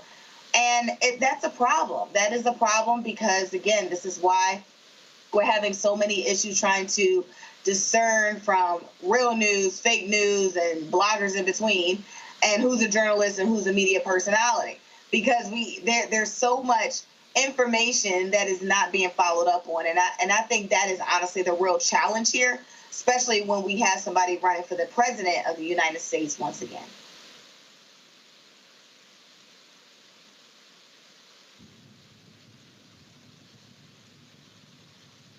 This is not a challenge to me, Michael. It's not. Either you're telling the truth or you're lying. And if a man lies and nobody follows up with the truth, they are aiding and abetting the lie. Absolutely. So last night on MSNBC, Lawrence O'Donnell's show, he called out the media for not broadcasting Vice President Kamala Harris' campaign rally in Wayne, Michigan. Yeah, which we called them out on the show last night. Yep. You called him out last night. So he played the entire campaign rally yesterday, her speech. He played that on this show. You called out the media, and he did as well on the press conference yesterday, and them not pushing back on Donald Trump's lies. And this is one of the fundamental problems with the mainstream media. Many of these quote unquote journalists are not equipped to deal with a pathological liar like Donald Trump. No, they are. Lies about No, they are. No. So that's a mistake. They are. They are choosing not to. Well, that goes to integrity if they choose not to. And part of journalism is having integrity. So there's a fundamental problem there. And when you look at the fact checking of these lies that he told yesterday, for mainstream media to be there and not challenge him on those is problematic. And I think Donald Trump really missed his calling as a science fiction writer, because with these whoppers of lies that he just makes up, lying about Willie Brown. Now, probably a lot of the media there yesterday didn't know who the hell Willie Brown was, former mayor of San Francisco. But he lied about Willie Brown. If they didn't know who he was, they should not call themselves political reporters. I agree with that, Roland. I know who Willie Brown is. I'm glad local media caught up with them. I read the article from the Los Angeles Times about the interview with Willie Brown, and he said, all this stuff is false. And now what Trump is trying to do, he's trying to use a black face to do an underhanded attack on Kamala Harris. That's what he was really trying to do yesterday. Well, but he will listen. He will do that any day of the week, and he will just make up lies, and he'll be like, okay, all right. So, here's the thing for Matt. Not one question about this $10 million that allegedly came from Egypt to his campaign. Mm-hmm. Not one question about President 2025. These people who will cover him, they are trash. I'm telling you right now, these folks, they love the Trump shit show. They love the crazy. They thought Biden was too boring. And so they love the mayhem. And so, frankly, I think a lot of these media people would love to see him back in, because they know it's going to be nutcase journalism every day. I think that's exactly right. And I think Teresa said it perfectly earlier. I mean, I think they have essentially a duty to let the American people know the truth of things, because this is somebody running for president. This isn't somebody running for a local position. This isn't somebody who's not seeking the highest office in the land and, frankly, the most powerful individual position in the entire world. I think they've got a duty to ensure that true information is what's being disseminated and that he's being called out on false information. And, this is the kind of thing that is particularly strange, because a lot of the lies and the misstatements that we hear from Mr. Trump are misstatements, whether he's inflating something numerically, saying he had way more people or whatever, right? But this is a thing like you're lying about being in a helicopter with somebody you were never in a helicopter with, an easily verifiable thing. I was with Willie Brown. No, you weren't. I never done business with you, and I wasn't on that helicopter. That, to me, in this instance particularly, shows one of two things. It shows just a brazen disregard for the truth, or it shows that he himself is lacking the very fitness that he was calling Mr. Biden out about, President Biden out about. So in that respect, I think that the journalists not calling him out on that is a shirking of their duty. But more so than that, I think it shows the depth to which Trump is willing to say anything he feels he needs to say to get the soundbite. And this is strange, because this is easily verifiable. I wasn't on that helicopter with you. And if you're not lying, then you're mistaking me with somebody who's completely different, i.e. Governor Jerry Brown. And if you're mistaking those two people, perhaps you don't need to be in the White House. You think? In the same media, folks, if Biden made a mistake, Biden forgot. He mispronounced the name. He mixed somebody up. Did you see any of those stories? You have not seen the New York Times do cognitive decline stories on Donald Trump. Nope. Don't see it. Ain't gonna see it. I'm telling y'all right now, this is why these mainstream media people are a joke, because they want in on the crazy show that he presents. It is simple as that. Let me go to a quick break. We come back. We'll be right here on Roland Martin Unfiltered on Black Star Network. Don't forget, support us in what we do. Join the Bring the Funk fan club. All these folks, all of this, yep, I got to open up every single one of them. All of this are folks who've sent in their checks and money orders to join our Bring the Funk fan club. They do not believe in the digital stuff. I get it, because guess what? It all cash is the same. So I appreciate all of y'all supporting what we do right here. Don't forget, your contributions make it possible. Our goal is simple. Every year, 20,000 fans contributing on average $50 each, $4.19 a month, 13 cents a day. A lot of people who can't give that, people have given us as little, and people have given us $25, $10, $5, $2, $1. People have given us more than $50. I've seen donations of $100, $200 and more. I appreciate every single dollar. And so you can do it as well. Don't forget, send us and remember, everybody who also is a donor, we put their names on our list. We run it every single Friday. We run every donor who contributes to this show. So please do the exact same thing. Check in money order, P.O. Box 57196, Washington, D.C., 20037-0196. Cash App, $sign RM Unfiltered, PayPal, R Martin Unfiltered, Venmo's RM Unfiltered, Zelle, Roland at RolandSMartin.com, Roland at RolandMartinUnfiltered.com. Download the Black Star Network app, Apple phone, Android phone, Apple TV, Android TV, Roku, Amazon Fire TV, Xbox One, Samsung Smart TV. Back in a moment. Hatred on the streets, a horrific scene, a white nationalist rally that descended into deadly violence. White people are losing their damn minds. An angry pro-Trump mob storms the U.S. Capitol. We're about to see the rise of what I call white minority resistance.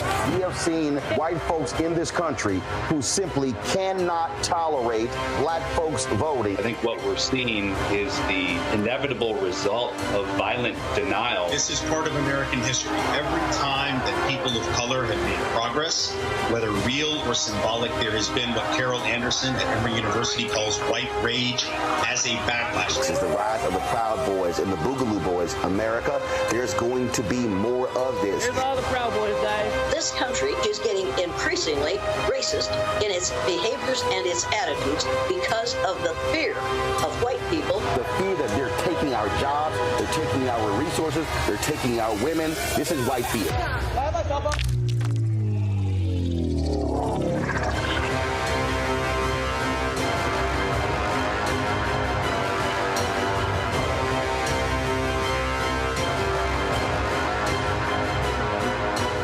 Hi, my name is Freddie Ricks. I'm from Houston, Texas. My name is Sharon Williams. I'm from Dallas, Texas. Right now, I'm rolling with Roland Martin, unfiltered, uncut, unplugged, and undamn believable.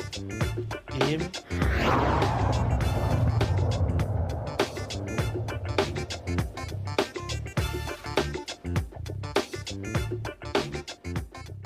All right, folks, we're waiting for the rally of Vice President Kamala Harris and Governor Tim Walz to begin there in Arizona. We'll go live there as soon as the speakers hit the microphone. And so we'll let you know. We'll have all of that for you. But right now, time for Black and Missing.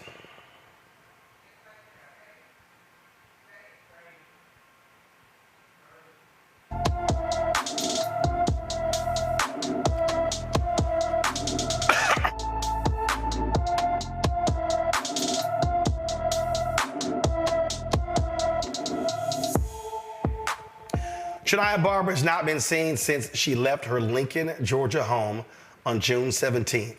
The 17-year-old is 5 feet 5 inches tall, weighs 120 pounds with black hair and brown eyes. Anyone with information about Shania Barber should call the Effingham County, Georgia Sheriff's Office at 912-754-3449, 912-754-3449. The 4 hotel workers charged in connection with Devontae Mitchell's death are now in custody. Herbert Williamson was taken into custody 3 days after he and his 3 co-defendants were charged with being a party to felony murder in Mitchell's June 30th death at a Hyatt Regency hotel, according to the Milwaukee County Jail records. The 2 hotel workers, Devin Johnson Carson and Todd Erickson, were taken into custody on Thursday. Johnson Carson worked at the front desk, and Erickson was the security manager on duty at the hotel on June 30th during the afternoon of the altercation. Williamson, a bellhop at the hotel, and the 3 others were charged after prosecutors scoured videos showing them piling on top of Mitchell as they tried to remove him from the hotel's lobby before he died. If convicted, each would face up to 15 years and 9 months in prison. The Sangamon County, Illinois Sheriff Jack Campbell has announced his retirement amid mounting political pressure after one of his deputies fatally shot Sonia Massey in her home last month. Governor J.B. Pritzker said Campbell needed to step down because the sheriff has failed. Former Deputy Sean Grayson faces 3 counts of first-degree murder, aggravated battery with a firearm, and official misconduct in the July 6 shooting death of 36-year-old Massey. Campbell, who hired Grayson for the Sangamon County Sheriff's Department in May 2023, reiterated his intent Wednesday to stay on the job. Well, that ain't happening. You know what? The reality here, Matt, he should have stepped down because this man, dishonorable discharge, 6 law enforcement agencies in 4 years. If you're looking at a resume, that ain't even a red flag. That's sirens, alarms, that's everything going off at the same time. Oh, absolutely. And it happens very frequently. And we've talked about it on the show. You know, the hiring authorities try to backpedal once that person ends up doing something at a new agency, or like a recent story you had a couple of weeks ago, when they get called out on having hired somebody who's used deadly force, especially in a questionable way. They always act like, oh, I didn't know, I didn't realize the extent of it. And we know that's dishonest. And some of that is a part of, the thin blue line, closing a phalanx in on itself. Some of that is hoping that the public at large just never learns the truth about who this person was. And I'm glad that he has stepped down. I mean, this is one of those situations where if you are in leadership, so I guess he's the sheriff, the equivalent of the county judge or the county mayor, depending on where you live, how do you have confidence in this sheriff, right? Once you know that he or she has hired somebody who's bounced around from law enforcement agencies like that, that is a pretty clear sign that they've got fundamental issues with how they do this job. So it's a good thing that he's gone. And I'm sure he knew about the extent of the problems with this particular officer and just overlooked them. And that's an issue that we see across the country with this exact issue with police officers leaving and being rehired at other agencies after long and sordid histories. You know what? And the thing here, Teresa, he was, this is all political. Then he felt that pressure overnight. 24 hours later, he's gone. Yeah, it should have came sooner. Like Matt said, it's a shame that it takes an outcry by the national public for something they could have done locally a long time ago. If the tables were turned, if the color was different, I'm telling you, would not be a conversation. First infraction, you're out. But it seems like obviously their local politics has kicked in. I'm glad he's out, but will the politics and the traditions change inside that local organization? That's something that we really need to be discussing. Michael? Yeah, Roland. Yeah, he should have already resigned, Sheriff Jack Campbell. But you have to, when you look at, the officer worked for 6 departments in 4 years. You have to wonder, okay, so what type of screening, what type of research was done when he was hired into this sheriff's department? And this calls into mind, why you need the George Floyd Justice and Policing Act, because there was a provision in there that would have prevented this from happening. Officers going from department to department, getting fired from a department, different things like that, going to work in other departments. And just coincidentally, Senator Kamala Harris co-wrote the George Floyd Justice and Policing Act. For all those people out there who says she doesn't do anything for black people, all that stuff, they haven't done their research. At the same time, remember, Donald Trump wanted to shoot George Floyd protesters also. Okay, he wanted to have them shot as well. So imagine that contrast. Yeah, I mean that's what you're dealing with there. And again, every time we see one of these stories, what we are dealing with are laws that need to be changed. And what I said at that news conference in Chicago, Matt, to Reverend Sharpton and Ben Crump and others, we don't have to wait for the George Floyd Police and Justice Act. Put the pressure on Pritzker, say, pass the law in Illinois, and then go to every state and have every black caucus in every state propose the law, get it passed, where law enforcement folks cannot hop from one jurisdiction to the other, create that state database, which keeps these thugs off of the force.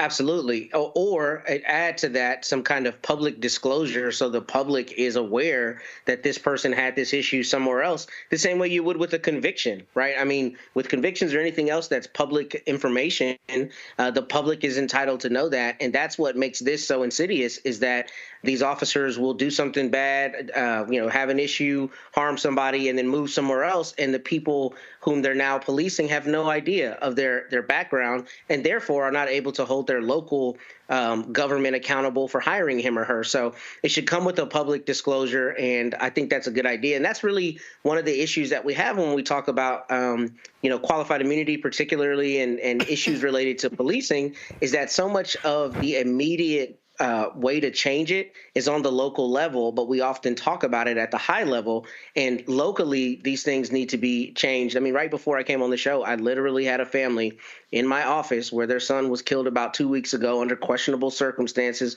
by our local police. And I had to explain to them the difficulties and intricacies of the law in preparing, a lawsuit or preparing an action. And if the law were appropriate on the books, we wouldn't have a lot of the concerns that we have to help vindicate their rights. So we need to hold our local, politicians accountable in that respect. Folks, right now in Glendale, Arizona, Congressman Ruben Gallego, who is running for United States Senate, is now at the microphone. Let's go live to Arizona.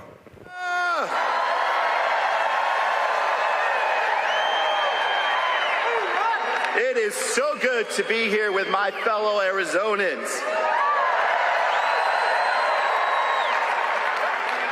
For those of you who don't know me, my name is Ruben Gallego. I'm a dad, a husband, a congressman, and next to be your U.S. Senator.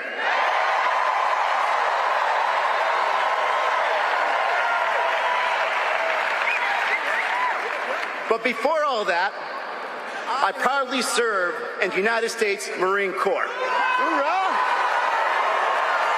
Hoorah! Yup, yup. I had the honor of fighting for my country alongside my brothers in Iraq. And those were some very tough days. But the fight for my brothers was worth it. And so is this fight.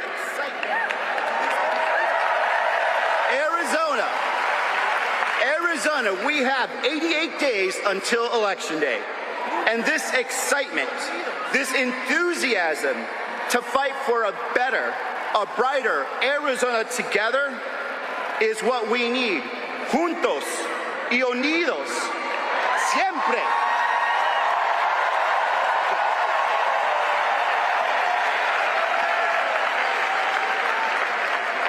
I am proud.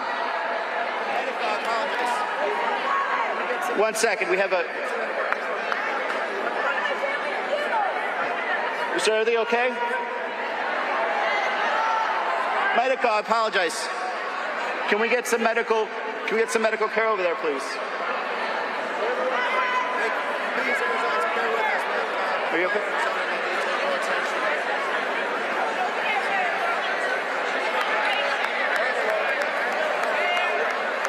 Thank you. Please, Arizonans, bear with us. We have a fellow Arizonan that needs a little attention here.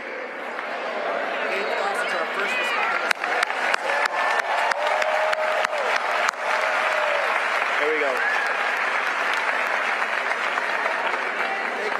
Thank you also to our first responders for reacting so quickly. Give them a round of applause.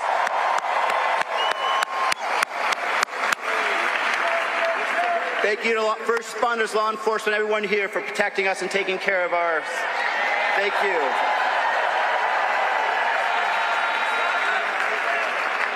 This is a very good example of what Arizona is. We took care of each other right now. We asked for help. We said that we were going to take care of a fellow person. That's what we're bringing here today. Together in 88 days. Together in 88 days, we can bring that better Arizona forward.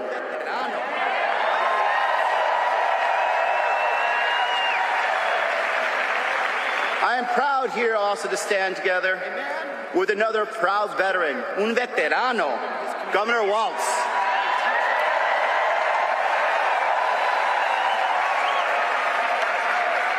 A man who has spent his career proudly serving his community.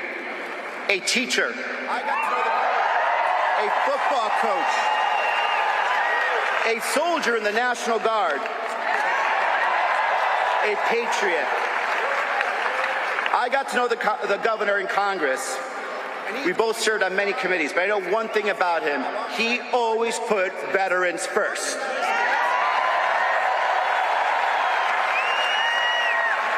And he is going to proudly represent us alongside our next president of the United States, Kamala Harris.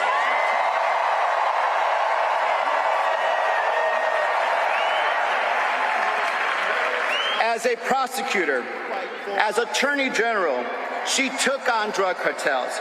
As a U.S. Senator and now the Vice President, Kamala Harris knows how to win and to fight for us.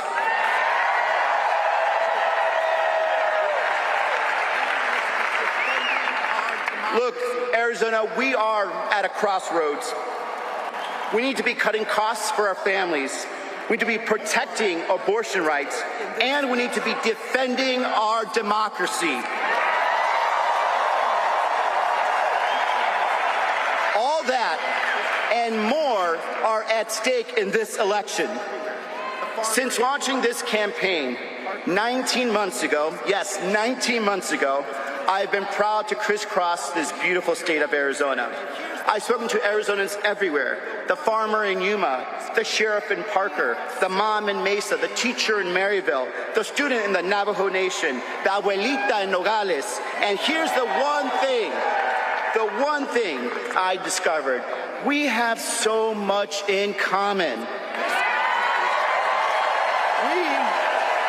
We want to build a better Arizona for our families and our communities. And that is what this election is about. These politicians, the Kari Lakes of the world, will not give us that.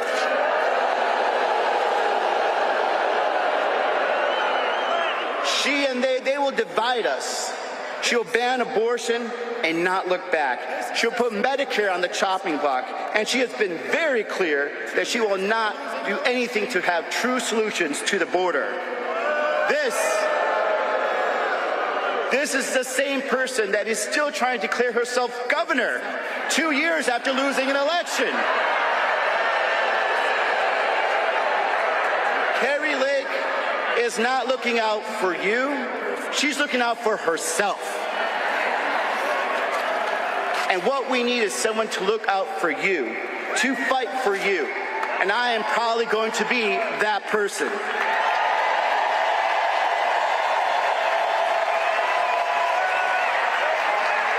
Because no matter what, and everyone knows it, once a Marine, always a Marine.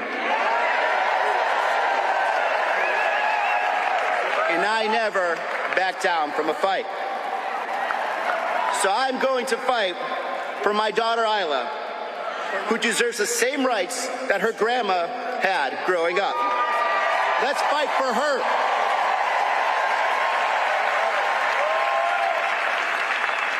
For my mom, who struggled to put food on the table, keep us in our safe apartment, and fight for a better future. Let's fight for her.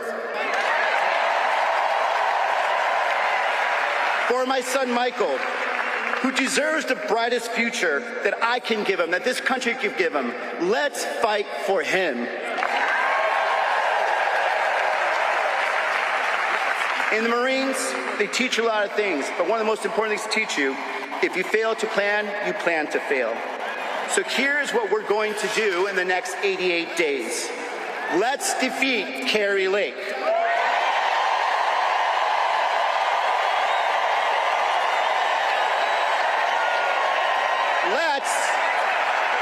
Let's defeat Donald Trump.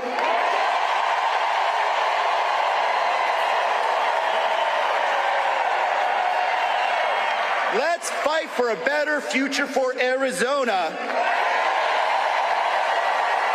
And let's go win.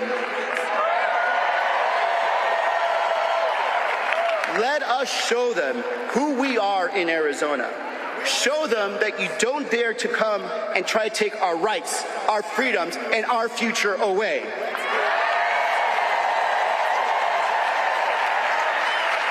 We are Arizonans. We will fight back. We will protect our rights, and we will protect our future. Let's do it. Let's go win. Let's go, Arizona.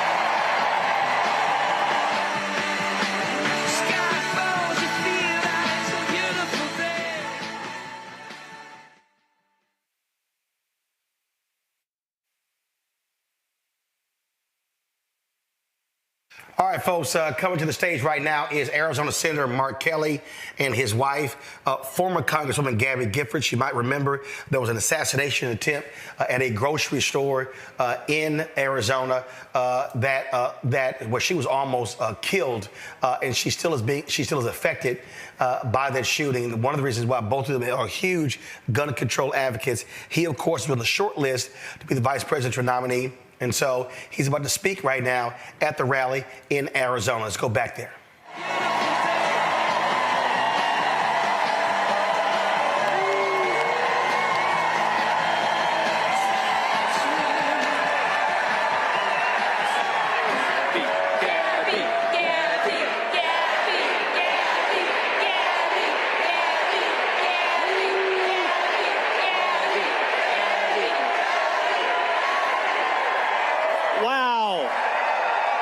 What a crowd! What a crowd!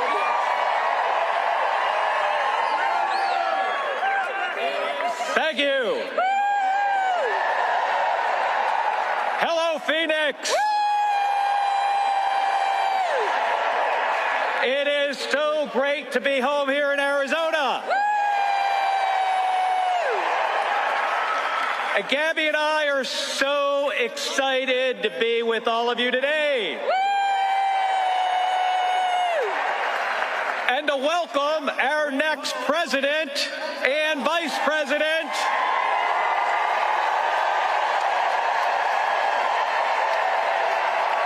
to our great home of the state of Arizona.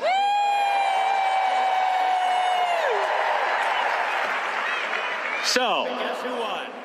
Gabby and I played rock, paper, scissors to see who could speak first today. And guess who won? You're right. My wife, the woman who inspires me each and every day and teaches me to never give up.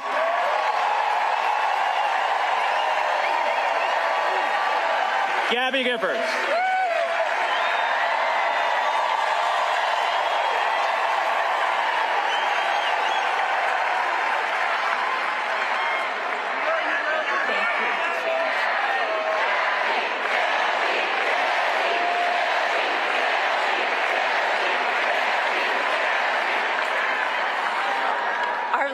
Can change so quickly. Mine did when I was shot, but I never gave up hope. I chose to make a new start, to move ahead, to not look back. I'm relearning so many things, how to walk, how to talk, and I'm fighting to make the country safer.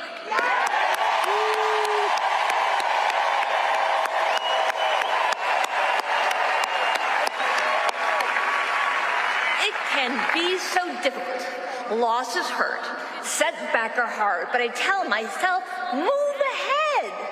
I'm finding joy in small things, riding my bike, playing the French horn, going to the gym, laughing with a friend. The small things add up. We are living challenging times. We're up for the challenge.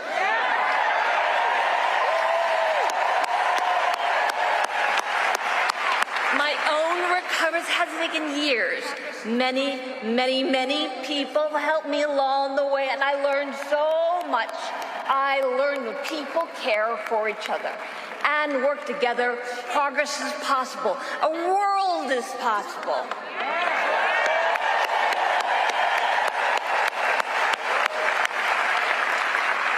change stuff that happened overnight, and we can't do it alone. Join me. Let's move ahead together. Thank you very much. Thank you.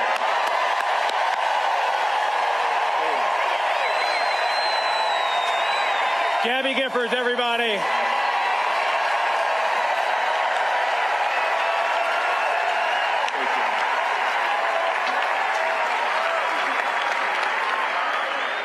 Arizona Democrats. Now, we've done a whole lot of winning over these past few years, haven't we? And I don't know about you, but I think we're ready to keep winning. We are going to keep winning with Kamala Harris and Governor Tim Walz.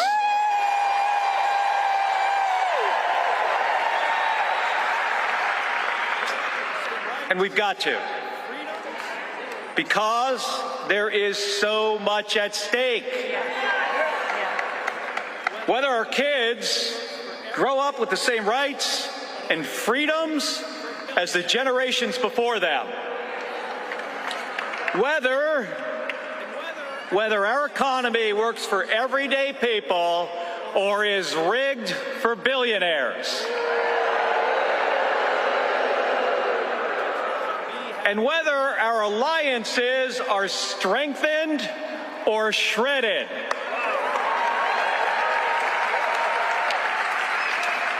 And that's why we have to elect Kamala Harris and Tim Walz.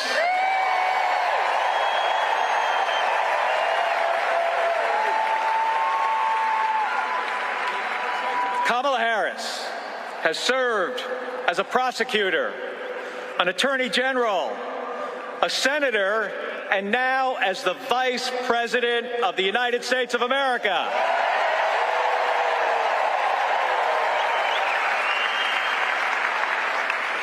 She is the leader we need to take our country into the future.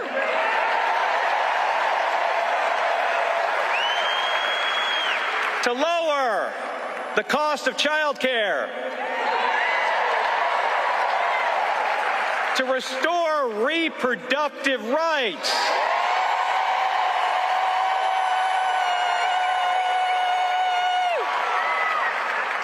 and to help us reduce gun violence.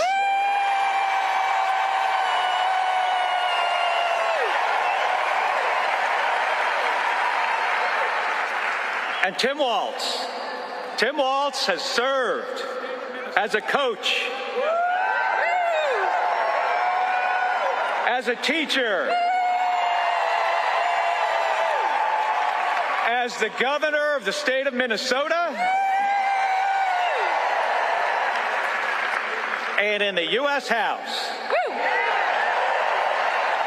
And I don't know if you know this, but Gabby and Tim Walz were sworn in together as brand new members of Congress.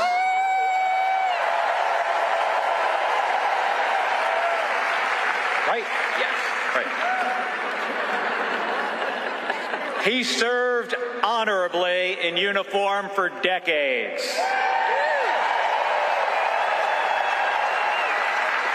And Tim has brought that experience to everything he has done since. Fighting for our service members, fighting for veterans, and fighting for military families.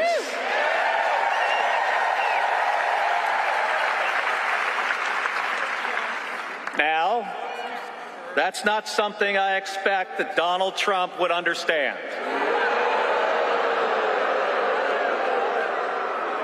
Donald Trump calls those who served suckers and losers.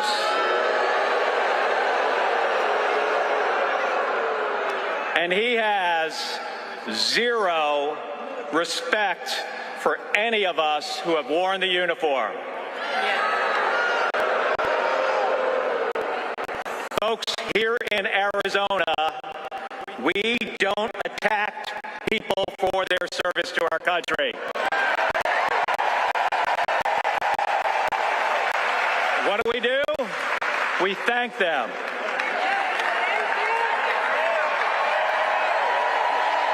Right?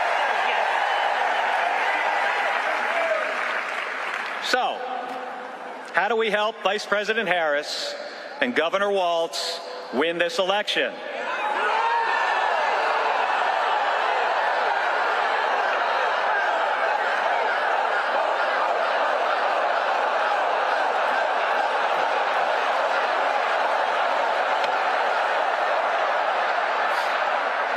So, folks, this is not rocket science. And I know a little bit about rocket science.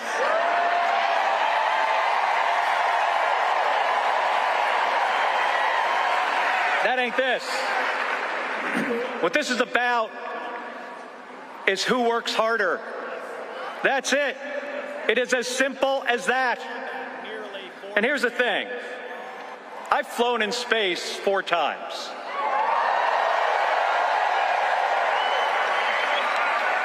And I've flown in combat nearly 40 times.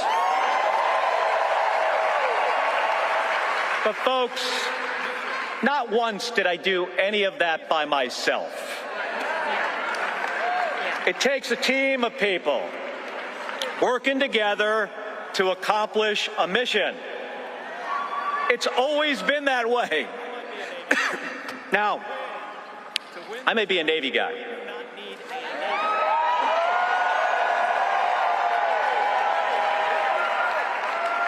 I might be a Navy guy, but to win this election, we do not need a Navy. What we need is an Army.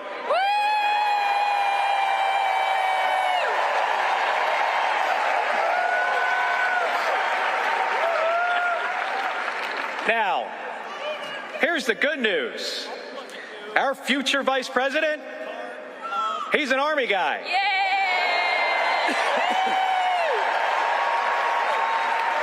So we need all of you to become part of an army. Yes. An unstoppable army that can get this team through the trenches and across the finish line.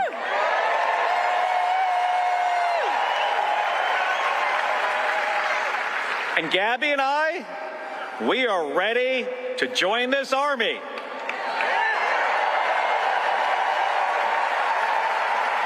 Are all of you?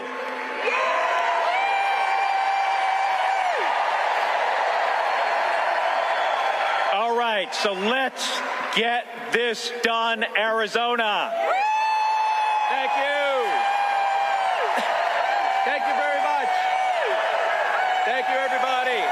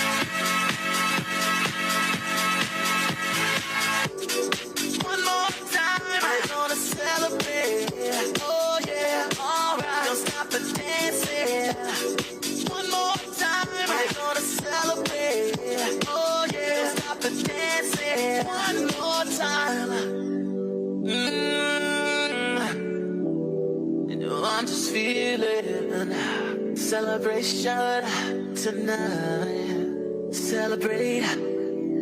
Don't wait too late. No, we don't stop.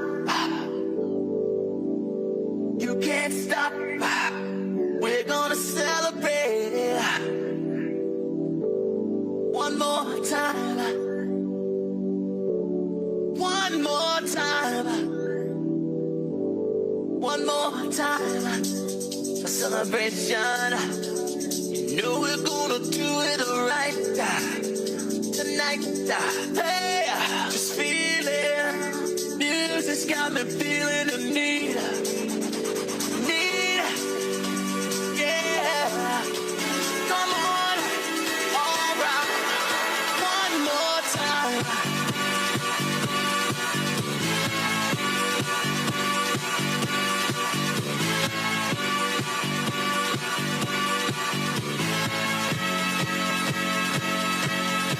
One more time.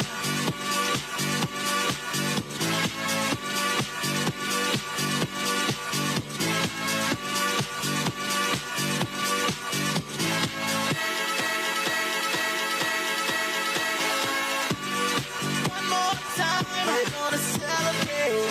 Oh yeah, alright. Don't stop the dancing.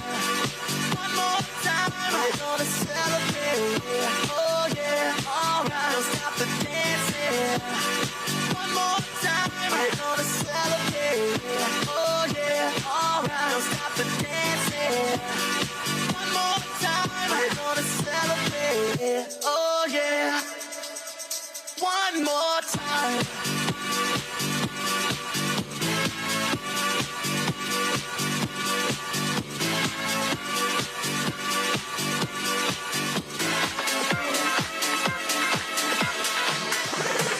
This shit that ice cold. Michelle fight for that white gold. This one for them hood girls, them good girls, straight masterpieces. Styling, wildin', living it up in the city.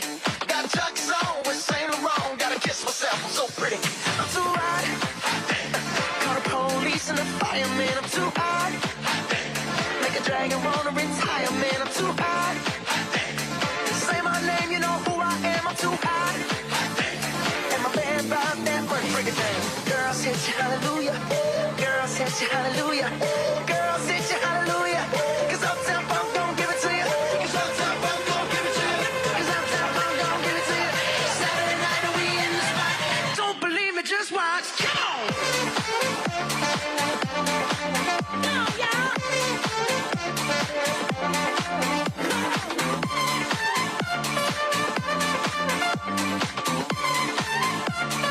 Don't believe me, just watch. Come on, y'all.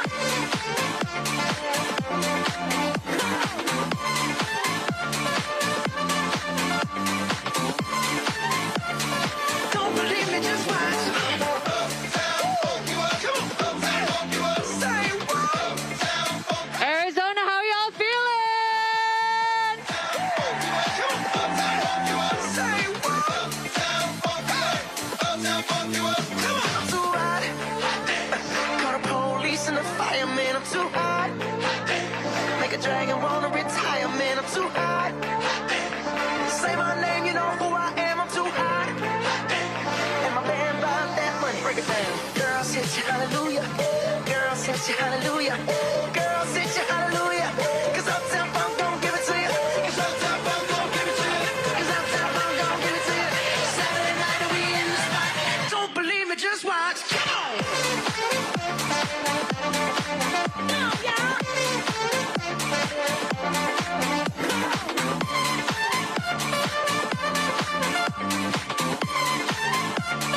Don't believe me, just watch. Come on, y'all.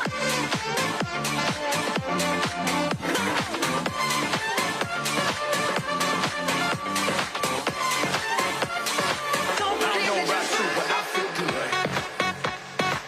I don't know about you, but I feel good. I don't know about you, but I feel good. I don't know about you, but I feel good.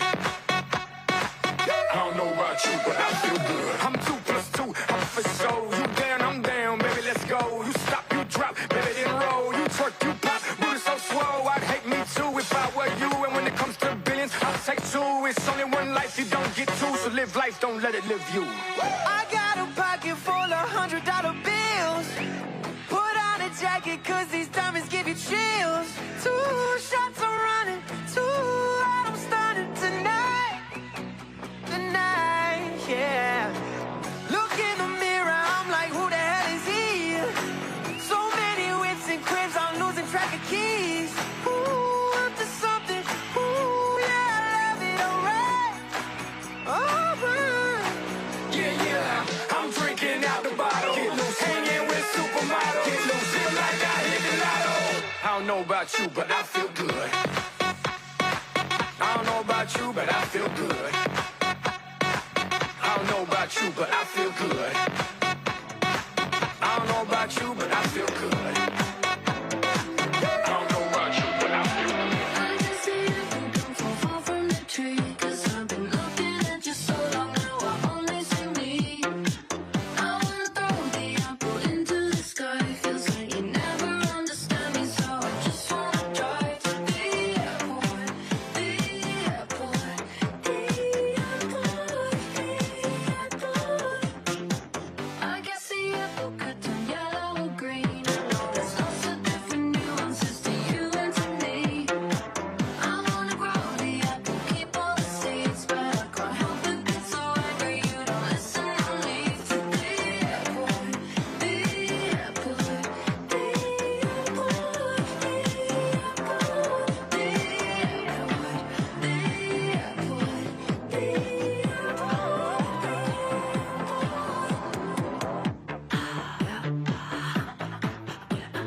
I'm gonna drive all night. I'm gonna drive all night.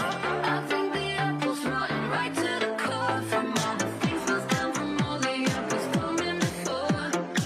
I slip the apple down symmetrical lines. I wanna find it's kinda scary. Makes me just wanna drive. I'm gonna drive all night.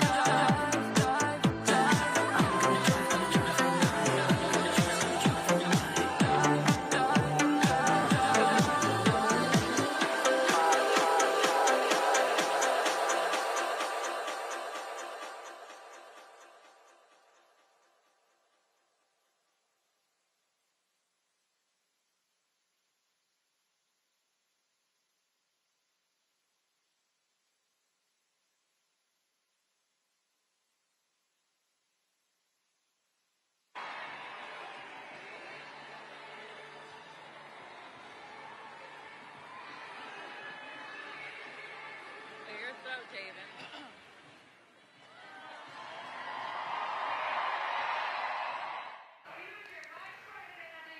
Here we go.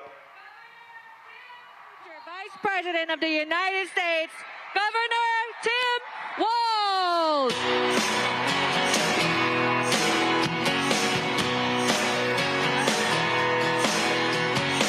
Well, I was born in a small town, and I live in a small town. Probably die in a small town, small communities. All my friends are small town. My parents live in the same small town. My job is a small town.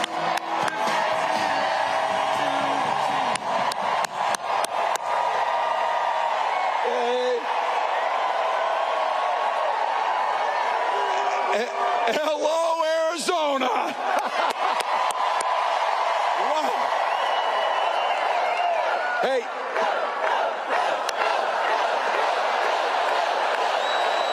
Yeah. Wow. Well, you might have seen a few people showed up in Philadelphia the other night. And then 10,000 plus walked into a field in western Wisconsin. And then on Wednesday, the largest crowd of the campaign showed up in Detroit, Michigan.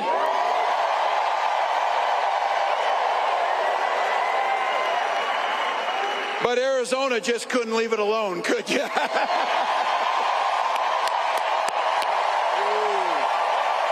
Wow.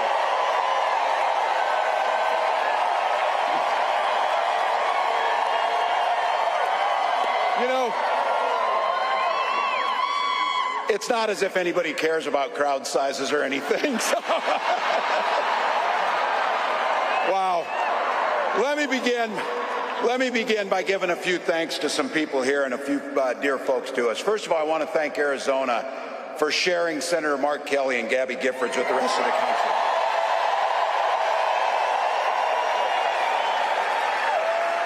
Gabby was a classmate of mine in '06, and they are both national treasures. Thank you, Arizona. Also had the privilege of serving with Congressman Gallego, and I'll have to tell you,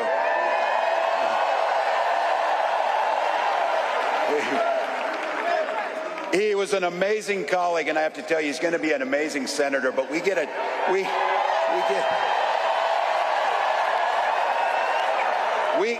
twofer with Ruben because we know who is never going to be a United States senator.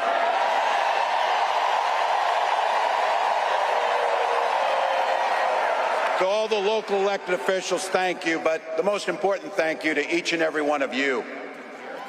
Look, you took time out of your busy lives. You found babysitters, you took time off work, you walked for miles in. Look, I'm a Minnesotan, I'm like a damn snowman, I'm melting here. We walk on water half the year in Minnesota, it's so damn cold, but not you, you came. And you came into this space with neighbors.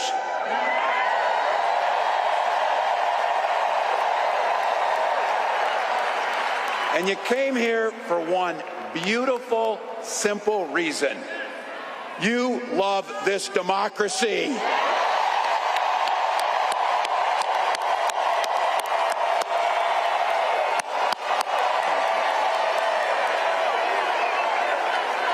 I'll tell you what.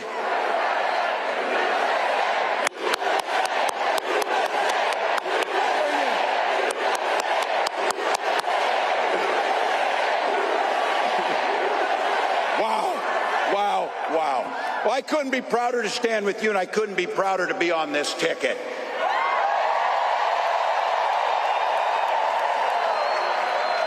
You know what's at the end of this little journey? Kamala Harris as the next president of the United States.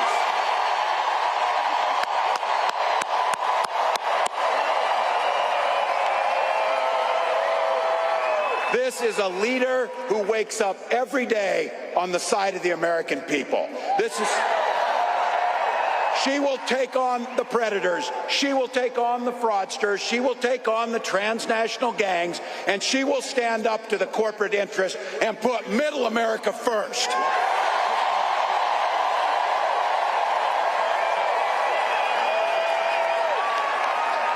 And she's been effective. She's been willing to reach across the aisle no matter what, just to make sure it improves people's lives. And I'll have to tell you, I know a little something about commitment to people. Some of you heard this. I was born in a small town in Nebraska. We talk about small towns. These are those Nebraskans that moved out here for the winter, so. But look, small town was all about community. My mom and dad, they taught us to show some care to your neighbors, show some generosity, work towards a common good, be a decent human being to your neighbors.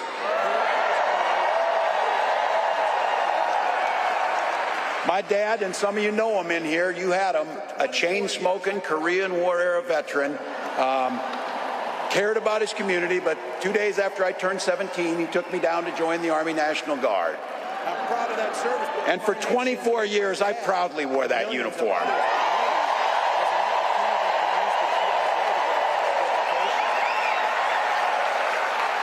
I'm proud of that service, but what my nation gave my dad and millions of others and me was an opportunity to use the GI Bill to get a college education. My brothers and sisters and I all became teachers. My dad was a teacher. My brothers and sisters and we married teachers. My brothers and sisters and I all became teachers. I had the privilege of teaching high school social studies for 20 years. And we married teachers. And you might have heard, coaching a state championship football team. I had the privilege of teaching high school social studies for 20 years. And you might have heard, coaching a state championship football team.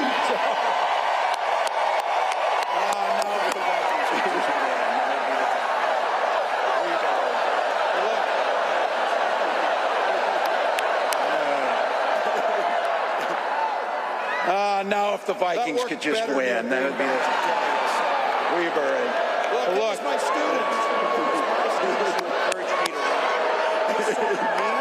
But I hope to instill in them. That worked better near Green Bay, I'll tell you. So, look, it was my students. It was my students who encouraged me to run. They saw in me what I hope to instill in them, a commitment to a common good, the belief, the true belief that one person, one of us in here can make a difference in somebody's life.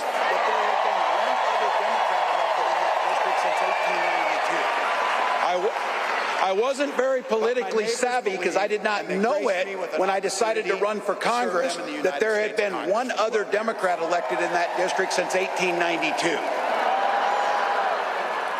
But my neighbors believed, and they graced me with an opportunity to serve them in the United States Congress for 12 years.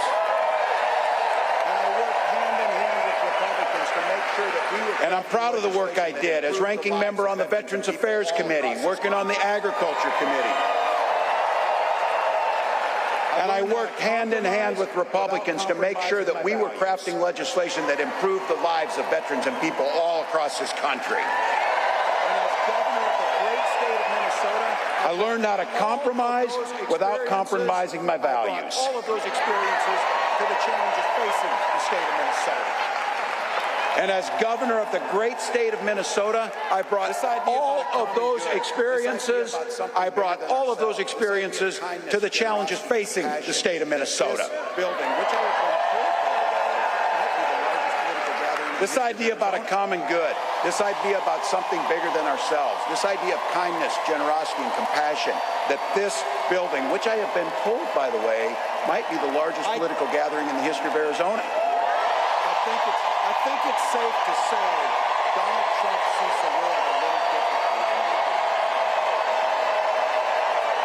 First and foremost, to be very clear about this, I think it's safe to say Donald Trump sees the world a little differently than we do. You're too busy serving only yourself. First and foremost, and be very clear about this, again and again, he doesn't know the first thing about service. Donald Trump weakens our country to strengthen. It's hard to provide service when you're too busy serving only yourself. Again and again and again. And that's to say nothing. Donald Trump weakens our country to strengthen his own hands. You've watched him mock our laws. As governors, you watched him sow chaos and division at every opportunity. And pitted us in a hunger game. And that's to say nothing of his record as president. Basic life-saving needs. And because of him, our neighbors died. As governors, he froze during COVID and pitted us in a hunger game against our neighbors to try and find basic life-saving needs. And because of him, our neighbors died. By failing... The statistics and the facts are clear about this. Violent crime was up under Donald Trump. And we don't even have to count his crimes in that to make it up. So, still.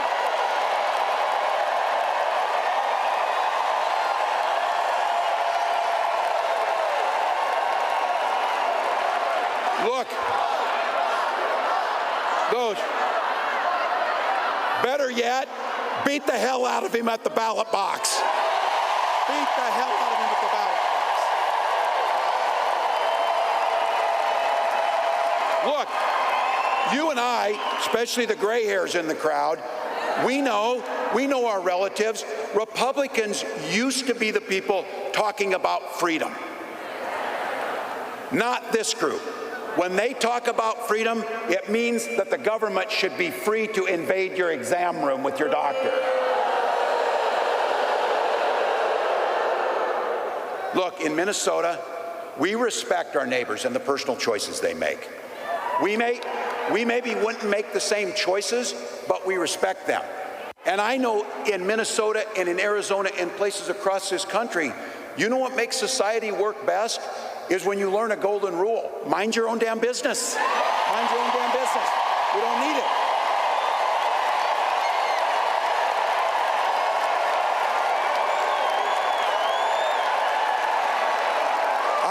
I don't need you telling me what books to read. I don't need you telling me about what religion we worship. And I sure the heck don't need you to tell me about my family.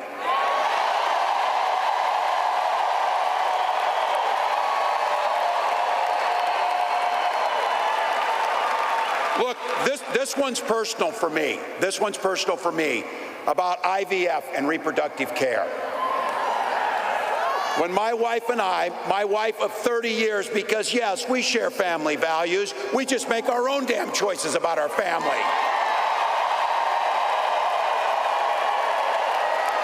But when we wanted to have children, we went through years of fertility treatment.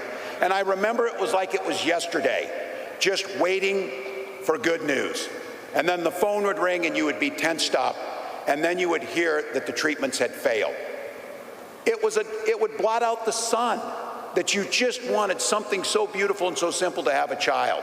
And then one day, and it wasn't by chance, when that news came and we welcomed our daughter into the world,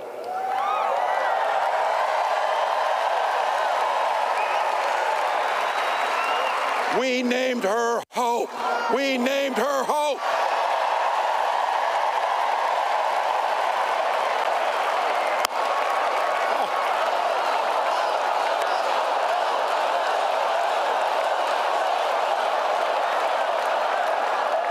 I'm not crying, you're crying. So when Vice President Harris and I talk about freedom, we're very clear. We mean the freedom to make your own health care decisions.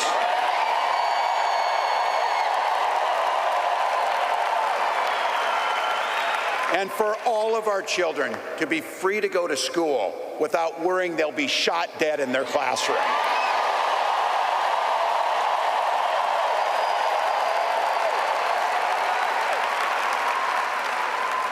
And in Minnesota, believe me, we believe in the Second Amendment, but we also believe in common sense gun violence laws.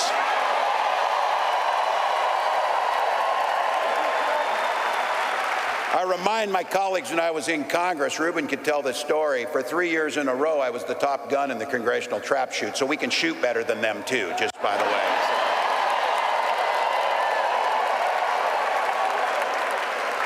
When Vice President Harris talks about freedom, it's when freedom is when education is a ticket to the middle class, not crippling student loan debt. And this building and what we believe in, we are people that settle our political differences not through violence, but through voting.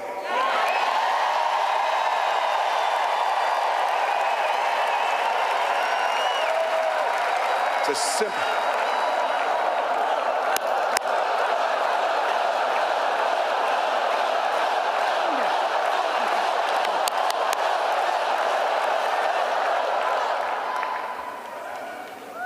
Imagine every person in here is going to vote, and every person in here is going to get 10 other people to vote. And let's just go ahead and not go through this thing that it's so close. Let's just win big, people. Let's just win big. That's our choice. How often you get a choice so simple that this is going to decide the direction of our country? We have 87 days to decide the direction we're going to go. And I've been saying it. We can do anything for 87 days. Anything.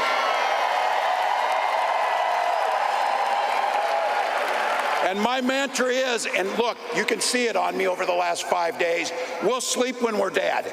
We'll sleep when we're dead. Not now. Not now. Look, you know it, and I know it, but I think we need to be reminded. You know exactly what Donald Trump's plans are. You know which direction he's taking us. Don't believe this guy. Don't believe, that's like, listen, no one in here believes this guy, so anyway. But don't believe it when he's playing dumb about this Project 2025. He knows exactly what it'll do. They are not playing. They wrote their plan out.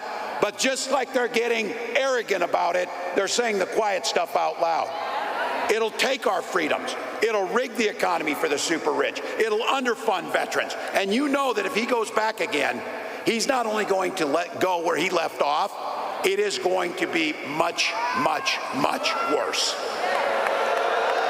So look, rising costs, pulling health care from us, you know the whole routine. Look, I get this too. I know I'm preaching to the choir, a damn big and beautiful choir.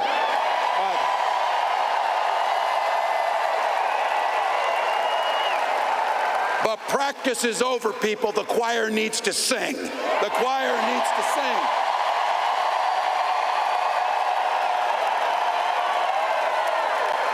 Trump's not fighting for your family. He doesn't give a damn. And his running mate shares the same dangerous, twisted, backward agenda. Yeah,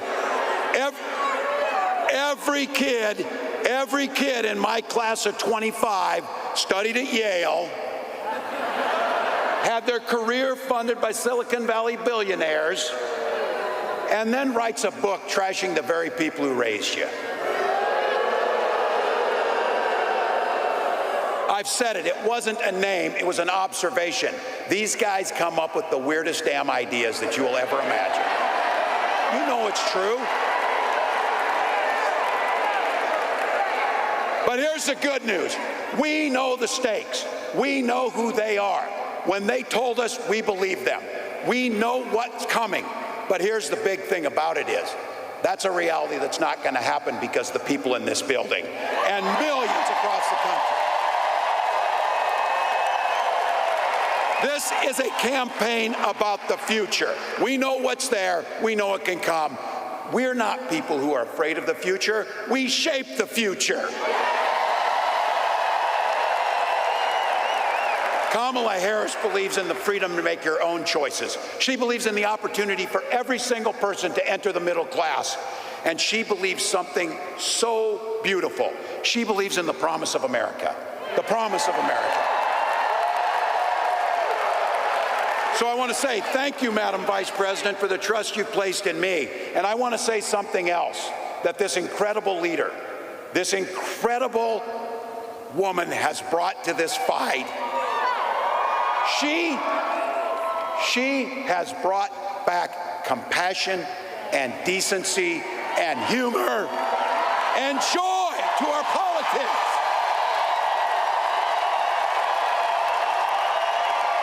So Arizona, bring that joy with you, bring those smiles, bring that positive future as you join me in welcoming the next President of the United States, Kamala Harris.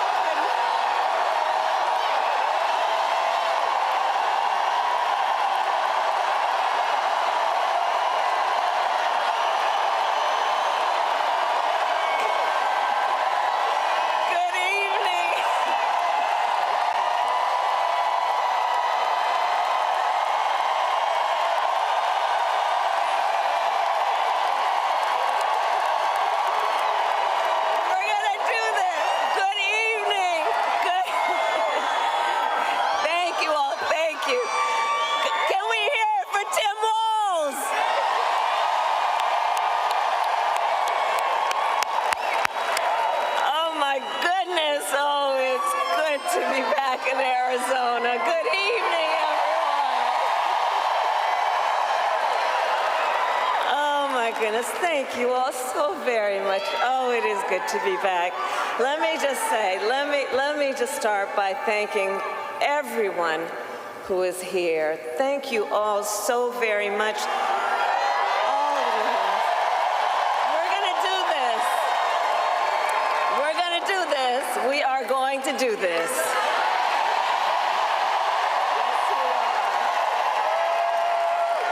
And I want to thank all of the incredible leaders who are here, including Congressman Greg Stanton, your next United States Senator, Congressman Ruben Gallego, and my dear friend, United States Senator Mark Kelly.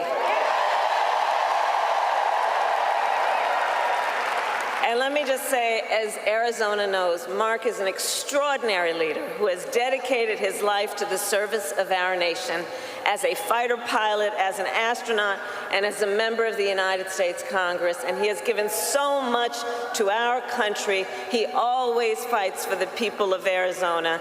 And I am so grateful, Mark, for your friendship and your leadership.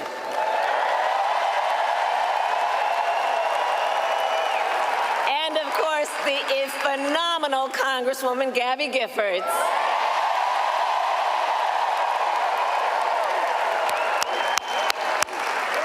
There are also an incredible group of mayors with us today. Mayor Kate Gallego, Mayor Corey Woods,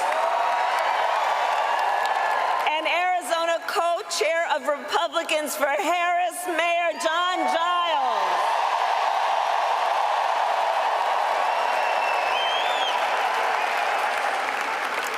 So today, I also bring greetings from our incredible President, Joe Biden.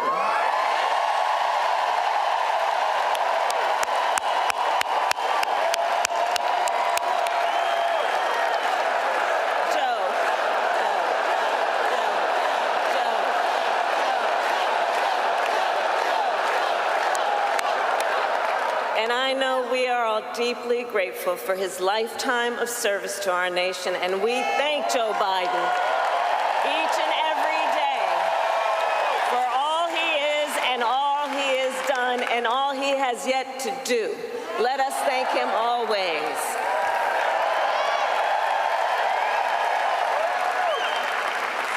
So, Arizona, this has been a big week. On Monday, I officially became the Democratic nominee for President of the United States.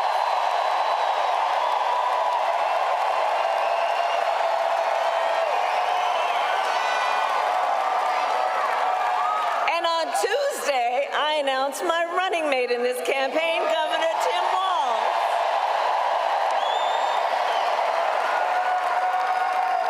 And as you all just heard, Tim has a great record as governor of the great state of Minnesota. And to those who know him best, Tim goes by a few more titles besides governor. To his wife, Gwen,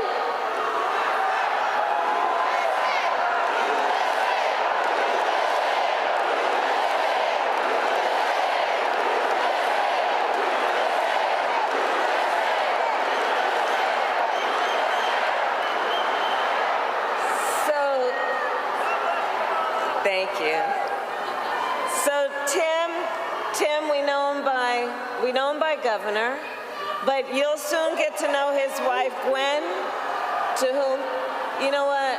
Hold on a second. Hold on, everybody. Hold on. Here's the thing. We are all in here together. I'm told an extraordinary number of folks who are here together because we love our country. We're here to fight for our democracy.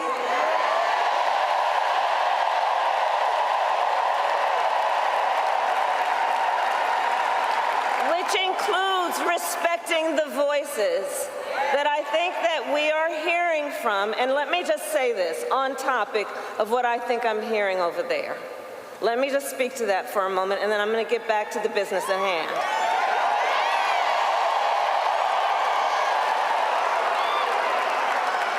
let me say, I have been clear. Now is the time to get a ceasefire deal and get the hostage deal done. Now is the time. And the President and I are working around the clock every day to get that ceasefire deal done and bring the hostages home.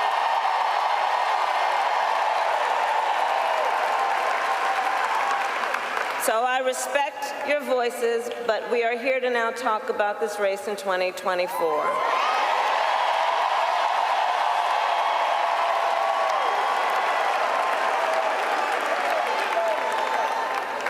So, Tim Walz, so let's just say this. Besides being governor, the thing I've come to learn about Tim Walz that you have known and may learn more, he's an extraordinary person. He's known by many titles. To his wife, Gwen, he is husband. To his kids, Hope and Gus, he is dad. To the people of southern Minnesota for 12 years, he was congressman. To his former high school students, he was Mr. Walz. And to his former high school football players, he was coach.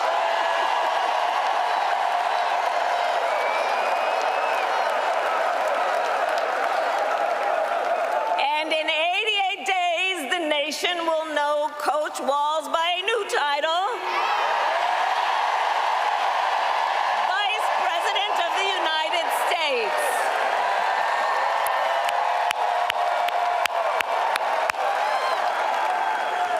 So it's so good to be back in Arizona, and I thank you all for turning out today. This is an extraordinary, extraordinary thing.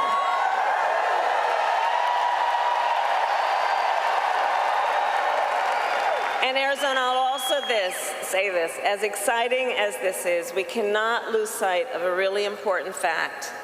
We are definitely running as the underdog. We are the underdog. We are out in great numbers, but we got a lot of work to do. And this is going to be hard work, but I know we like hard work. Hard work is good work for all of us. Hard work is good work. And we will do it with joy. And I know we are all clear about what we are up against. As many of you know, before I was elected vice president, I was an elected United States Senator. Before that, I was an elected Attorney General, and before that, an elected District Attorney.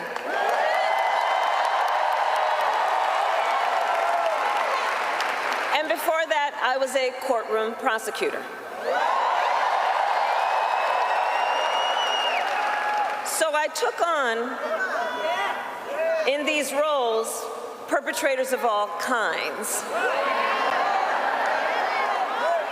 Predators who abused women, fraudsters who ripped off consumers, scammers who broke the rules for personal gain. So Arizona, hear me when I say, I know Donald Trump's type.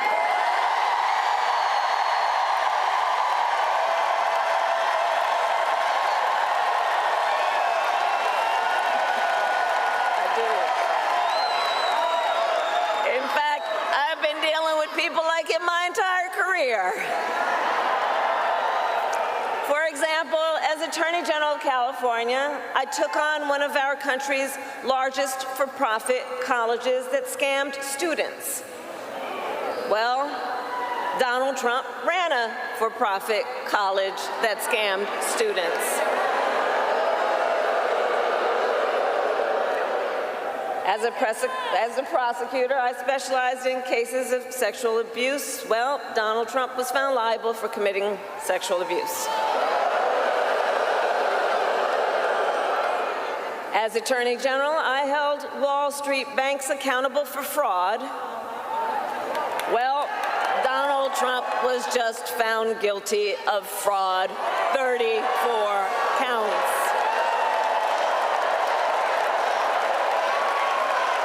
So all of this, yeah, the courts will deal with that. We're going to win in November. We're going to win in November. We'll handle that too. So, but all of this is to say, in this campaign, I will proudly put my record against his every day of the week. Every day of the week.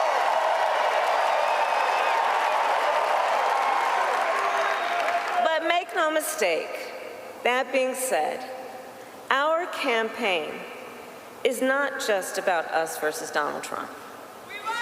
It is about, and I love you guys,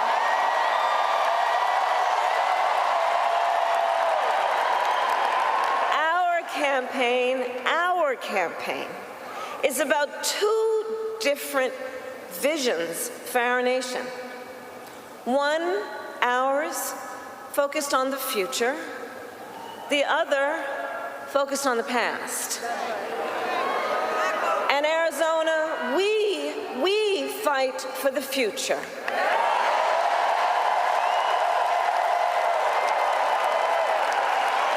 A future with affordable health care, affordable child care, and paid leave.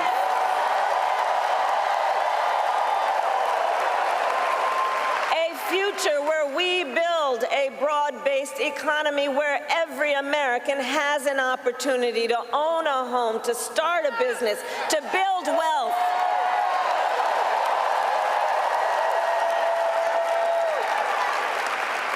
Here with us today, I know we have a number of Native leaders. And as president, I will tell you, I will always honor tribal sovereignty and respect tribal self-determination.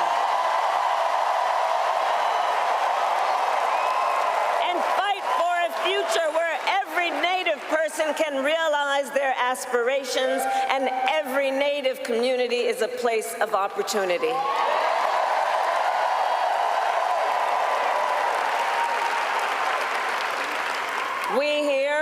We believe in a future where we lower the cost of living for America's families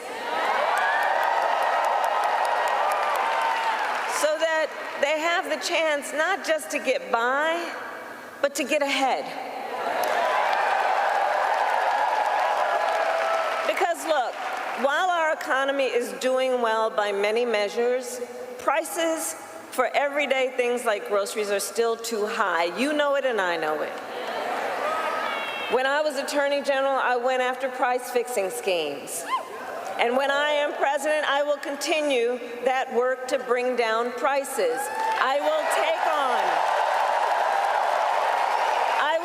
on big corporations that engage in illegal price gouging. I will take on corporate landlords that unfairly raise rents on working families. I will take on big pharma and cap the cost of prescription drugs for all Americans.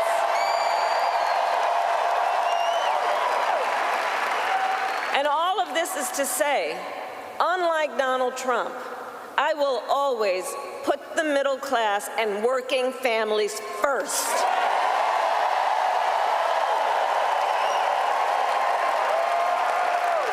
Because you see, Coach Walz and I know the middle class built the United States of America. And when the middle class is strong, America is strong.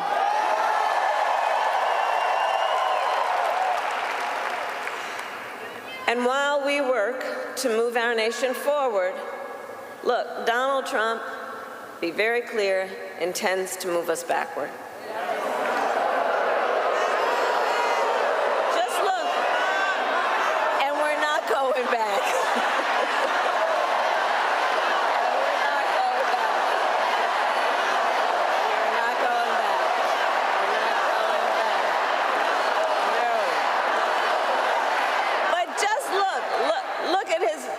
Tim talked about it. Look at his Project 2025 agenda. It's $900 700+ pages. I can't believe they put that thing in writing, by the way. But when you look at it, when you read it, you will see Project 2025 is a plan to weaken the middle class. If he is elected, Donald Trump intends to give a tax break to billionaires and big corporations. He intends to cut Social Security and Medicare. He intends to surrender our fight against the climate crisis. And Arizona, every day you feel the impact of extreme heat and drought. You know this crisis is real. He calls it a hoax. And on top of all of this, if Donald Trump wins in November, he intends to end the Affordable Care Act. Take us back to a time when insurance companies had the power to deny people with pre-existing conditions. You remember what that was? Remember what that was? He won't win. You're right.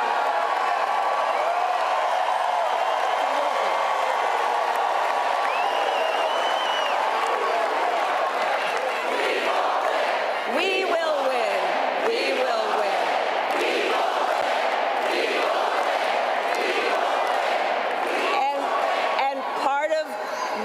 We are going to win is because we remember, and we are smart, and we know what's happening, and we're not falling for the gaslighting, and we're not falling for the okey-doke.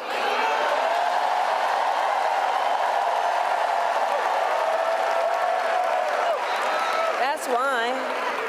So look, America has tried so many of those failed policies before, and like we all know, we're not going back.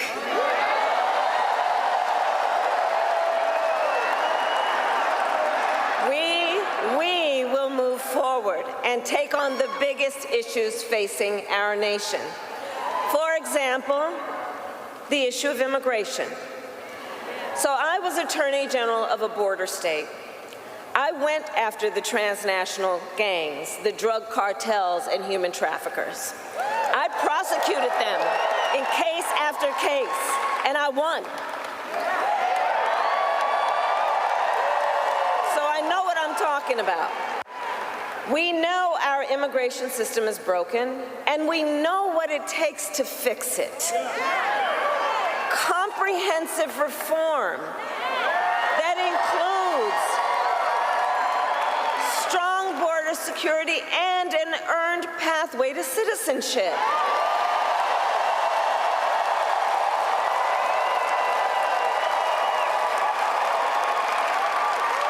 But Donald Trump does not want to fix this problem. Be clear about that. He has no interest or desire to actually fix the problem. He talks a big game about border security, but he does not walk the walk. Earlier this year, everybody here knows, earlier this year we had a chance to pass the toughest bipartisan border security bill in decades. But Donald Trump tanked the deal.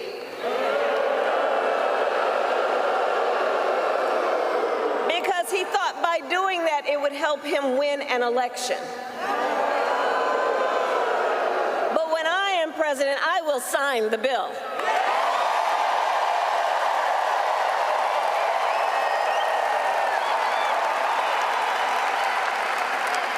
So Arizona, ours is a fight for the future, and it is a fight for freedom.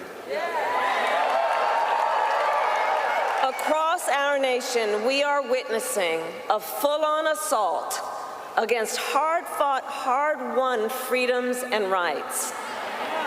The freedom to vote, the freedom to be safe from gun violence, the freedom to love who you love openly and with pride.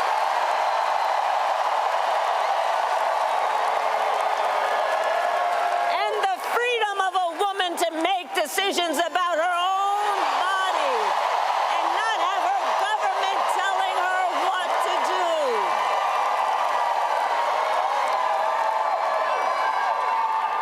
And on that last point, understand how we got here. When he was president, Donald Trump handpicked 3 members of the United States Supreme Court with the intention that they would overturn and undo the protections of Roe v. Wade. And as he intended, they did.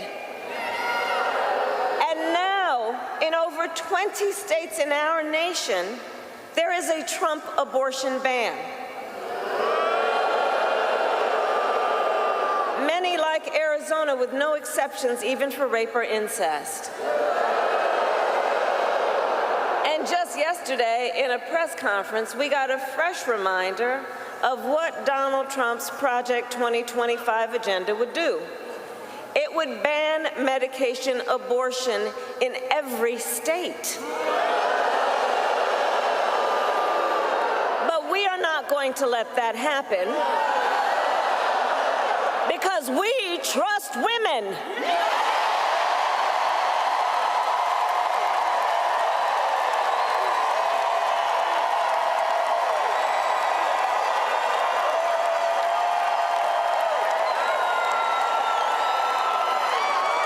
And when I am President of the United States, and when Congress passes a bill to restore reproductive freedoms for every woman in America, I will sign it into law.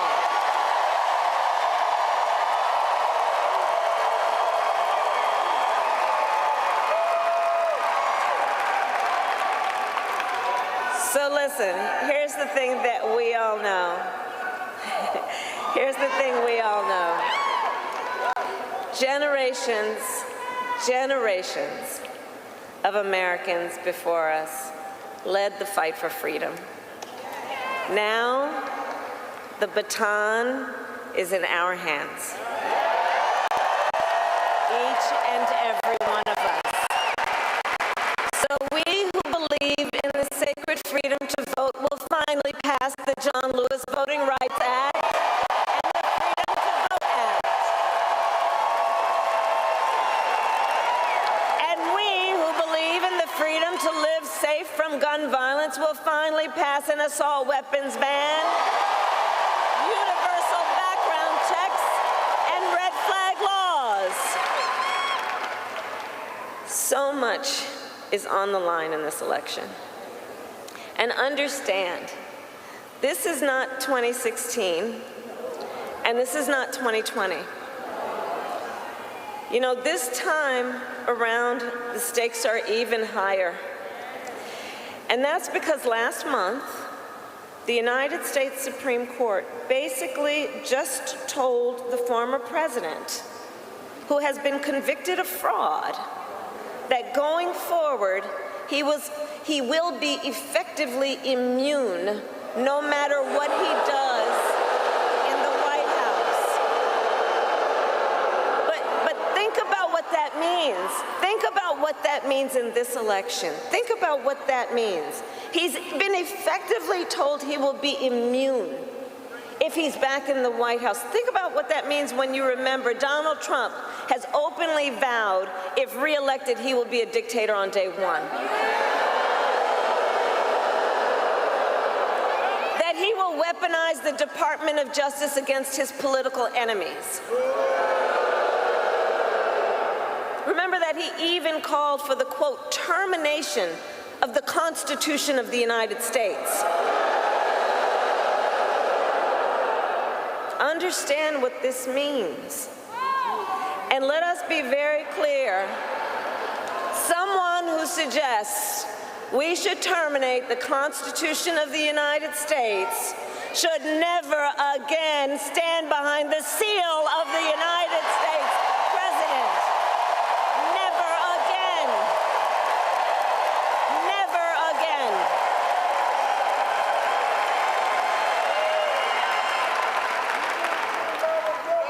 So Arizona, it all comes down to this. We are here because we love our country. We love our country.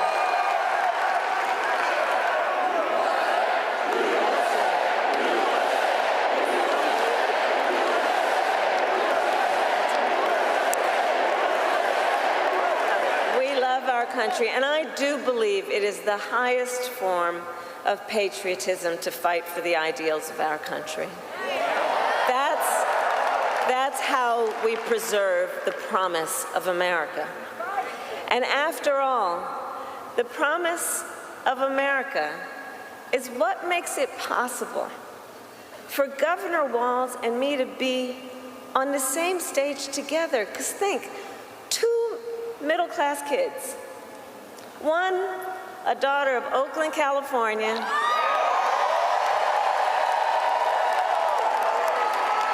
who was raised by a working mother, had a summer job at McDonald's. The other, a son of Nebraska Plains who grew up working on a farm. Think about it. Only in America is it possible for them together to make it all the way to the White House. Only in America. Only in America. So we together, all of us, we're running this campaign on behalf of all Americans, from red states to blue states, from the heartland to the coast. And when we are elected, we will govern on behalf of all Americans. All Americans. So Arizona, ultimately in this election, I do believe we each one of us, we face a question. That question being, what kind of country do we want to live in? Do we want to live in a country of chaos, fear, and hate? Or a country of freedom, compassion, and rule of law?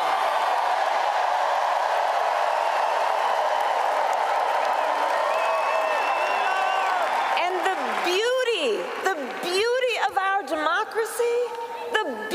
of our democracy is that we each have the power to answer that question. Each one of us in a democracy has the power to answer that question. The power is with the people.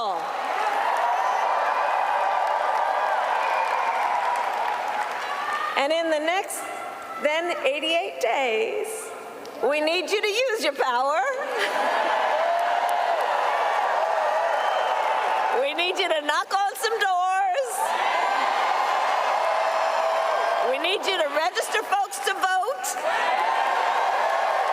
We need you to energize, to mobilize, to organize, and to make your voices heard.